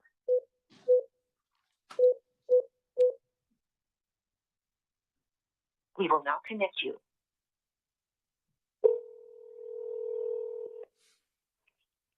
The family.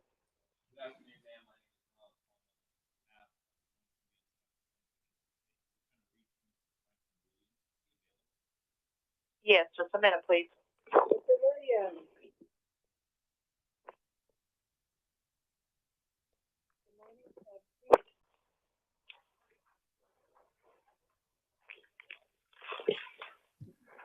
This is Mr. Williams. Mr. Williams, this is Senator Dietrich. I'm chair of the Joint Committee on Special Claims Against the State, and we are holding a hearing on your claim number 7242 in the amount of $39.47. So we've got all of your documentation of your claim in front of us, but in a minute, I might ask you to explain it to us if you want to. So we have you on speakerphone, and we're going to hear from the Department of Corrections attorney who will give the department's side of the situation. And then we may ask some questions. And in 21 days, we're going to get back to you with at least within 21 days, get back to you with our decision. Do you understand? I could barely hear you. Barely hear me? We'll try and speak a little louder. Is this any better? Is this any better? I don't know. Well, we can hear you. So why don't you tell us what you want us to know about your claim? Okay. Go ahead. Do you want to tell us about your claim? Okay, so the claim was that when I got shut down, the officer was in my queue for 2.5 hours. The way my foot locker was set, it was set up in a nice, organized locker where you could just look through it without having to messing up whatever up. So after he's been in a queue for like 2.5 hours, the officer, Mrs. Ray, went in there and told him to hurry up because there's guys that had to go to work that morning. So when he got done shaking us down and doing whatever he was doing, me and some of my QB went back to Nurse Q. So when I'm in my locker, I see that all my body wash and my toothpaste all on top of my headphones. So the headphones that I bought, they are CL20s. They clear and they very, very fragile. Around the ear part, it broke. So I took it to him and showed him that this is a fresh break. He says that he ain't never seen them in there. And I told him they was in there. I said, if you don't believe me, why don't you just roll back your cameras? It will show you that I pulled these out of my locker. So then he said, well, the only ones that he seen was Mr. Zaki, my QB, his headphones. I said, those are not my headphones. I said, mine is in my locker. I said, and Mrs. Ray turned off the light. So there's no way I'm going to break my own headphones. So when he kind of got like upset about it. I was being calm, but I was really upset about it. So he told me to put a property claim in, so I did. So the unit team manager in Ellsworth, I was talking to him about it, and I don't know, he didn't seem like, like he was interested, whatever. So then I just like blew it off. I was like, well, somebody got to replace it. So when he came back, when the officer came back to work, back to building 3, it was like maybe 3-4 days later, something like that. He pulled me to the side and he was like, hey, something happened, whatever. And I was like, well, my headphones are still broke. I said, I really don't even care about it. I just want to get my headphones broke. I'm going to get them fixed. So he said, well, if he could trying to see if he had the guys in the tool room to fix it. Well, about that time, I'm already getting ready to get transferred to come here. Okay. Thank you, Mr. Williams. Does anybody have any questions for Mr. Williams? Mr. Williams, I'm going to ask you to just listen for a minute because we're going to hear from the department attorney, okay? Okay. All right. Go ahead, Libby. Thank you. In January, Mr. Williams filed a facility claim alleging that Officer Prieto damaged his headphones during a search. The facility claim investigator contacted the officer, who advised that the only headphones in the area belonged to other residents. He said the area that he told me where the headphones were at the time, they were not there during the shakedown at all. During the entire shakedown, the only headphones I saw were the 2 other residents, which one of those residents was broken. Their headphones were broken before I even started the shakedown, which that resident said he was getting it sent out, if I remember correctly. Still, I didn't break headphones or anything else during the shakedown. He claimed it was broken by the earlobe piece when he showed me them after I got done with the shakedown. Facility staff responding to the present claim noted that residents are not present when their rooms are shaken down when they're searched. And based on the detailed recollection and strong denial of the accused officer, there's no evidence that we have to substantiate that his headphones were damaged by staff. And so for that reason, we're recommending that the claim be denied. Okay, committee, thank you. Committee, do you have any questions of the attorney? Representative Tarwater? The claimant says he asked to. Wait a minute, Mr. Williams, just wait a second. Thank you, Madam Chair. The claimant says he asked you to roll back the tape to see if you could see him taking them out of his locker. Did you do so? That I don't know. I think he may raise that for the first time today. If it's in his claim, I missed it. I definitely don't have a response from the facility about whether that was addressed, whether he asked for it or whether we did it. Thank you. Questions, committee? All right, Libby. Harvey? Oh yes, Mr. Williams, did you want to say something more? I'm kind of long because I really cannot hear you. It's like I can hear you talking, but I can't really hear what you really saying because it's like I'm like dome what's it called, tone deaf, whatever, and it's hard for me to understand what you are really saying. Right now, I'm just asking you if you want to say anything more about your claim. So do I still want to keep going forward with it? No, sir. The committee's asking if you have any final comments about your claim. They're about to close out and move on to the next. Okay, so yeah, well, it's. I mean, I'm another pair of headphones. You know what I mean? And it's sad because I wish I had all my stuff here to go with it, but I got transferred to go to Hutch for 1 week. All my stuff got stolen there, and I don't have all the stuff that I'm supposed to have with me. Okay, thank you. Thank you, Mr. Williams. We're going to close the hearing now. Thank you for visiting with us. Bye-bye.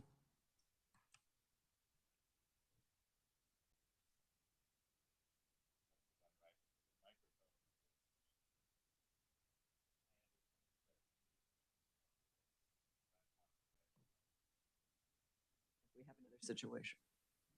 Thank you. Committee, we have one last claim that we are going to hear today, and that's claim number 7261. And this is LaTanya Haywood against the Kansas Department of Labor for $155,000. And we have the claimant here in person, and we also have the attorney for the Department of Labor here, or the Division of Workers' Compensation, KDOL. So would you like to step up, Ms. Haywood? Good. The microphone is right there. And if you heard me earlier, we have all of your materials in front of us. So what we'll do, sure, you don't need to give us hard copies. We've got, unless you have something new that you didn't submit. Just the outline summary. Sure. Do you want us to have that? Okay. So, Mrs. Haywood, do you want to tell us anything about your claim? We have all the documents that you submitted. Sure. And your microphone's on. Feel free to make a statement. Good afternoon. My name is LaTanya Haywood, and I work for Overland Park Rehabilitation Center. I've been there for 6 years. And in March the 2nd, 2021 or 2020, I got hurt at work. I injured my thumb. My left thumb got caught in a gate belt during a transfer with an obese patient from his wheelchair to the hospital bed. He was max assist, and my hand got tangled up and his body weight fell on my thumb, which cost me therapy, surgery, and in the process of that, I caught COVID in the process, so we had to delay it at the same facility at my place of employment. So we delayed the surgery till September. Okay. So after I recovered from everything and had my surgery, my main complaint is basically that I have two anchors and two screws in my hand from this thumb, and sometimes it be numb, sometimes it's dead, it won't move as well, and I could barely raise my arm up. I can do like this with this one, but not with that one. And the complaint I basically have is that my job made me use my vacation time, my sick time, for the process of it. I didn't get paid, no kind of compensation during the process of it. My surgery, they did say something about they gave me one little check for so like $1,000. I don't know what that was, but I hadn't received anything else. And it's been 2 years, and I've been to court twice on it, and they refuse to pay me. So this is the reason why, part of the reason why I'm asking for 155, because I have a permanent partial disability in this hand. So I would like to see if I could be compensated for 2 years and the whole process. Thank you. Committee, do you have any questions for Ms. Haywood? Representative Ralph? Ma'am, thank you for being here today. Can you tell me who suggested this particular route to this committee for the claim that you're making? I did. I read a lot, and I went to workman's comp court, and me and the adjuster just could never come to agreement. He wouldn't properly give me a good rating for my hand, and I kept going back to the judge asking him, can you make him do something? And, you know, they gave me a $500 allowance to see another doctor, but he would not let him rate me. So in that process, if I couldn't be rated, how you going to tell me what's my percentage of disability? You know, everything I did was no, no, no. But based upon your own research is how you got to our committee? Yes. Okay, thank you, ma'am. Great question. Thank you. Yes, Senator Haley? Thank you. That was my first question. That was one of my questions that our Representative Ralph. So how you ended up here, if you've sought it from anywhere else. You mentioned that you had a permanent or partial disability. Yes. That other than the time that you weren't accorded vacation, sick, and whatever comp time for pursuing the claim, what brought or brings the amount specifically to 155,000? How were you able, beyond the actual losses of the time, how did you arrive at, or how have you arrived at that amount? Well, they didn't pay me, and then they didn't compensate me for that year what I would have made for my salary goal. And the other thing was I had caught COVID, so I didn't get to do two separate, complaints. That's the reason why we had to stop the therapy and finish with the COVID and complete it after I got well, because I was even in ICU from the COVID. And all this came from the same employer that I work for. You know, I guess we had protocol, but COVID was a booger bear. But, you know, and getting it from my placement employer, I felt like they didn't protect us enough, you know, when it first came out with it and everything. Well, Madam Chair, ma'am, I certainly understand what you're saying and agree with you. COVID is and remains a booger bear. Still wrestling with it. Yes. My question, though, is your annual salary, that for which you were not compensated for the 1 year that you were off, would that have been 155,000, or in vacation, sick, and comp from the other? I'm trying to understand how you reach that. I do understand negotiation. Right. Often we ask for more, and through negotiation end up with what we feel we're really entitled to. But help me, please, to understand how you came up with this particular figure. Well, one was the salary, you know, the difference in not making the amount of salary that I usually make. And the other was the surgery, the pain and suffering, you know, for that right there. So I just kind of calculated all of that with the 155.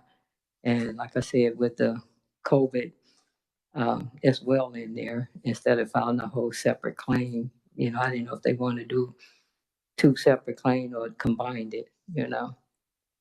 So that's how I came up with the 155, the surgery, the pain and suffering, vacation and sick time that they lost, you know, I didn't get to get and everything. Thank you, Ms. Thank you, Madam Chair. Representative Samsel. Thank you, Madam Chair. Hello, Mrs. Haywood. Have you been through the workers' compensation process before? With this, yes. And right after I had started, I had a hip injury. It started from Schlitterbahn. And when I came back to work, it was like 6 of us, and we had a obese patient, and we pulled it and it popped re-injured my hip. So I filed it, but I never did go through the claim with it mostly. Okay, and I guess specifically on this claim, it looks like your claim is still ongoing. Well, I would say ongoing, but no, because we've been to court twice and we can't come to some kind of reasonable agreement for us to settlement. Okay, it looks like as I read some of the information in front of us, it might be a dispute about the medical or whether a different examination is needed. Have you asked an attorney to help you with this process? Once and then no. You know, I seeked out an attorney and then they we wasn't seeing eye to eye because everybody wants to say, but like I asked them, the doctor that treated me, the doctor that did the report, he only gave me a 5% disability. And then when you go to make your negotiation, my question was, how are you going to give me a 5% disability when I have two screws and two pins in my hand, which is permanent? It's permanent. So how do that equal 5%? So you spoke with an attorney, but you didn't work out, so you're trying to navigate it on your own. Yes. Okay. Thank you, Mrs. Haywood. Thank you, Madam Chair. Thank you. Committee, any other questions of this person? Mrs. Haywood, thank you. We're going to hear now from the attorney for Department of Labor. Okay, so you can, if you'll step back, he'll come forward and thank you. And this is Jeff King, Director, Division of Workers' Compensation. Thank you, Mrs. Haywood. You can stay and listen. Welcome. Madam Chair, thank you. Ms. Haywood does have a workers' compensation claim against Overland Post-Acute Medical LLC, doing business as Overland Park Rehabilitation, and she did get some benefits. She had the accident on March 2nd, 2020. She did get some benefits paid. She got some treatment, some surgery on her hand. And as I understand, there's been a dispute. This case was assigned to an administrative law judge, and I think the misunderstanding here, maybe from Ms. Haywood, is that the Department of Labor, or the Division of Workers' Compensation, pays benefits. We do not pay the benefits. The employer or their insurance carrier, in this case, I believe it was. There is a workers' compensation carrier, United Wisconsin Insurance Company. This is a docketed workers' compensation case number CS 000461-766. And I think when Ms. Haywood was released from treatment, there was some issues as to medical. One of our ombudsmen in the Division of Workers' Compensation helped Ms. Haywood as far as how to file a claim and get her case docketed, an application for benefits so she could get a case docketed, which she did. They have had a couple hearings. The first one in December of 21. I believe Ms. Haywood was asking for just additional medical treatment. The judge advised her that the treating physician had released her and indicated she didn't need any more, so she would need to get some medical evidence that before he could do anything, that she needed additional treatment. He continued the hearing to May 17th of 2022. They did have another hearing. She didn't have any additional evidence, and he left that hearing open until she could produce some evidence. And then if there was a dispute, he would order an evaluation by a neutral physician. So that's kind of where the case stands. It is an open workers' compensation claim, but the actual benefits should come from the employer or the insurance carrier, not the division. Thank you. Thank you, Mr. King. Committee, do you have any questions for the attorney? Thank you so much for being here today. Really appreciate that. Thank you. Mrs. Haywood, we always give people a chance to make any closing remarks. Is there anything we want to say before we end this hearing?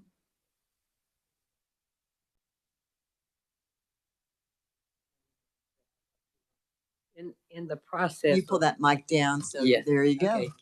In the process of my hand, the anesthesia hit one of the main nerves in my hand. Mhm. So when he said I didn't present evidence, well, I kind of did, but I do have evidence. I've been hospitalized a couple of times for this hand leading the nerve leading up my arm, and I have proof. I guess I just didn't get it turned in. Um, it caused me to actually have a heart attack last year because of the pressure and the strain of it. It kept pussy, and I couldn't lift my arm up, and I went to work and kept trying. So finally, I went to the ER, and this is what they gave me in the documentation. So I have had problems since the surgery, and it has caused tremendous pain, different things like that. So I would pray that you guys would consider my big old package I have in detail. This right here, I sat down and went through all of it and tried to chronologically put it in order so you can get a better picture, because I've been having problems since the surgery, and that's why I feel like Kansas is a law state that, here we go, I'm trying. 44.510F, it states that I should be entitled to 155 with the whole process of everything. But I'll be grateful. Thank you. Thank you, Mrs. Haywood, for being here today. We're going to close this hearing and we'll get back to you with our decision in 21 days. Okay? Thank you. You're welcome.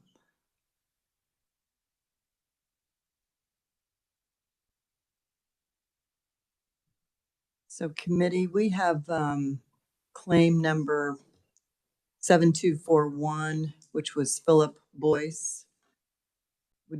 Are we ready to take action? This is the last claim of the day. That was for $315.45. Property loss. Anybody care to make a motion? Representative Samsel? Madam Chair, I move to deny claim number 7241. Okay. Do I have a second? I've got Representative Tarwater beat you. Okay, Representative Tarwater seconded. Is there any discussion on this claim? Okay. If not, all those in favor of denying claim number 7241 say aye. Any opposed? Okay, claim denied. Next, we have claim number 7269. This is Mr. Laughlin. This was a property loss of $232.22. Motion? Madam Chair, I move to deny the claim. Move to deny. Do I have a second? Representative Ralph? Seconds. Is there any discussion on this claim? Okay. No discussion. All those in favor of denying claim 7269 say aye. Any opposed? Okay. Claim denied. Claim number 7242 is Mr. Williams in the amount of $39.47. Those are broken headphones. Do I have a motion? Representative Samsel? Move to deny the claim, Madam Chair. Move to deny. Do I have a second? Representative Ralph? Okay. We have a motion and a second on claim number 7242. Did I already ask for discussion? I can't remember. Okay. Any discussion? All right. No discussion. All those in favor of denying this claim say aye. Any opposed? Okay. Claim denied. And then the last claim of the day was 7261, Latanya Haywood. Motion? Madam Chair, I wish this was a claim where actually we could have somebody sit down and try to explain exactly. I appreciate all of her effort, but it's obviously just, it's not a claim for us and it's not the state. So I wish there was a way to make that clear to her without just a denial. I'll move to deny, but she obviously put a lot of time into running down the blind alley. Is it asking too much for staff to have a conversation with her that claim doesn't really belong at this committee? Maybe Mr. King. Or Mr. I Oh, see shadows. okay. Perhaps could you have that conversation with Mr. King? And if he hasn't made that clear, would staff be willing to do that? Okay, thank you. Oh, I'd be happy to, but. Anyway, I moved to deny claim number 7261. Thank you. Second? Second, Representative Samsel. Any discussion? It doesn't really belong with us, though. I just said. Yeah, it's really not ours. Representative Tarwater? There are several attorneys on this panel, and I think if we adjourn, you could probably beat her out of the building and see if maybe you could help her, because she needs to get a good attorney to go after the right person. There are many attorneys. There are no good ones. I didn't say good. Very good. So we have a motion, a second. We've had discussion. All those in favor of denying claim number 7261, say aye. Any opposed? Claim denied. And we'll make sure that there's some conversation with her. So committee, thank you so much for your work today. We're getting out a little bit early. I just want to remind you our next committee meeting is October 6th. And we should have hopefully a smooth agenda like we had today. Yeah, that was good. Yes, Merle. Just wanted to share with the committee today, and this so far the committee has approved 8 claims for a total amount of $6,977.37. Those were all approved today. There was no claims in the previous meeting, so up to this point, the committee in total has approved 8 claims. And from a past practice standpoint, is that a typical amount? I'd say that's on par, maybe a little bit more than normally approved at this stage, but you have also probably heard more claims than committees have usually heard by this point in the interim. Thank you. Thank you. Oh, fuel tax, we do.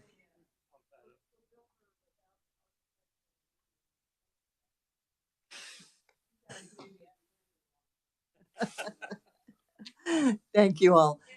Committee adjourned. Thank you.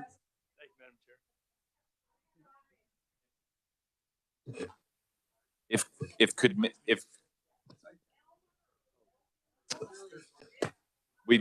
we would ask committee members to please delete any of the claim records from their desktops. Please delete any of the claim records from your computer. Some of them have personal identification numbers. Yeah, and if you could leave behind the document with the phone numbers on it, the adjusted schedule. Yes.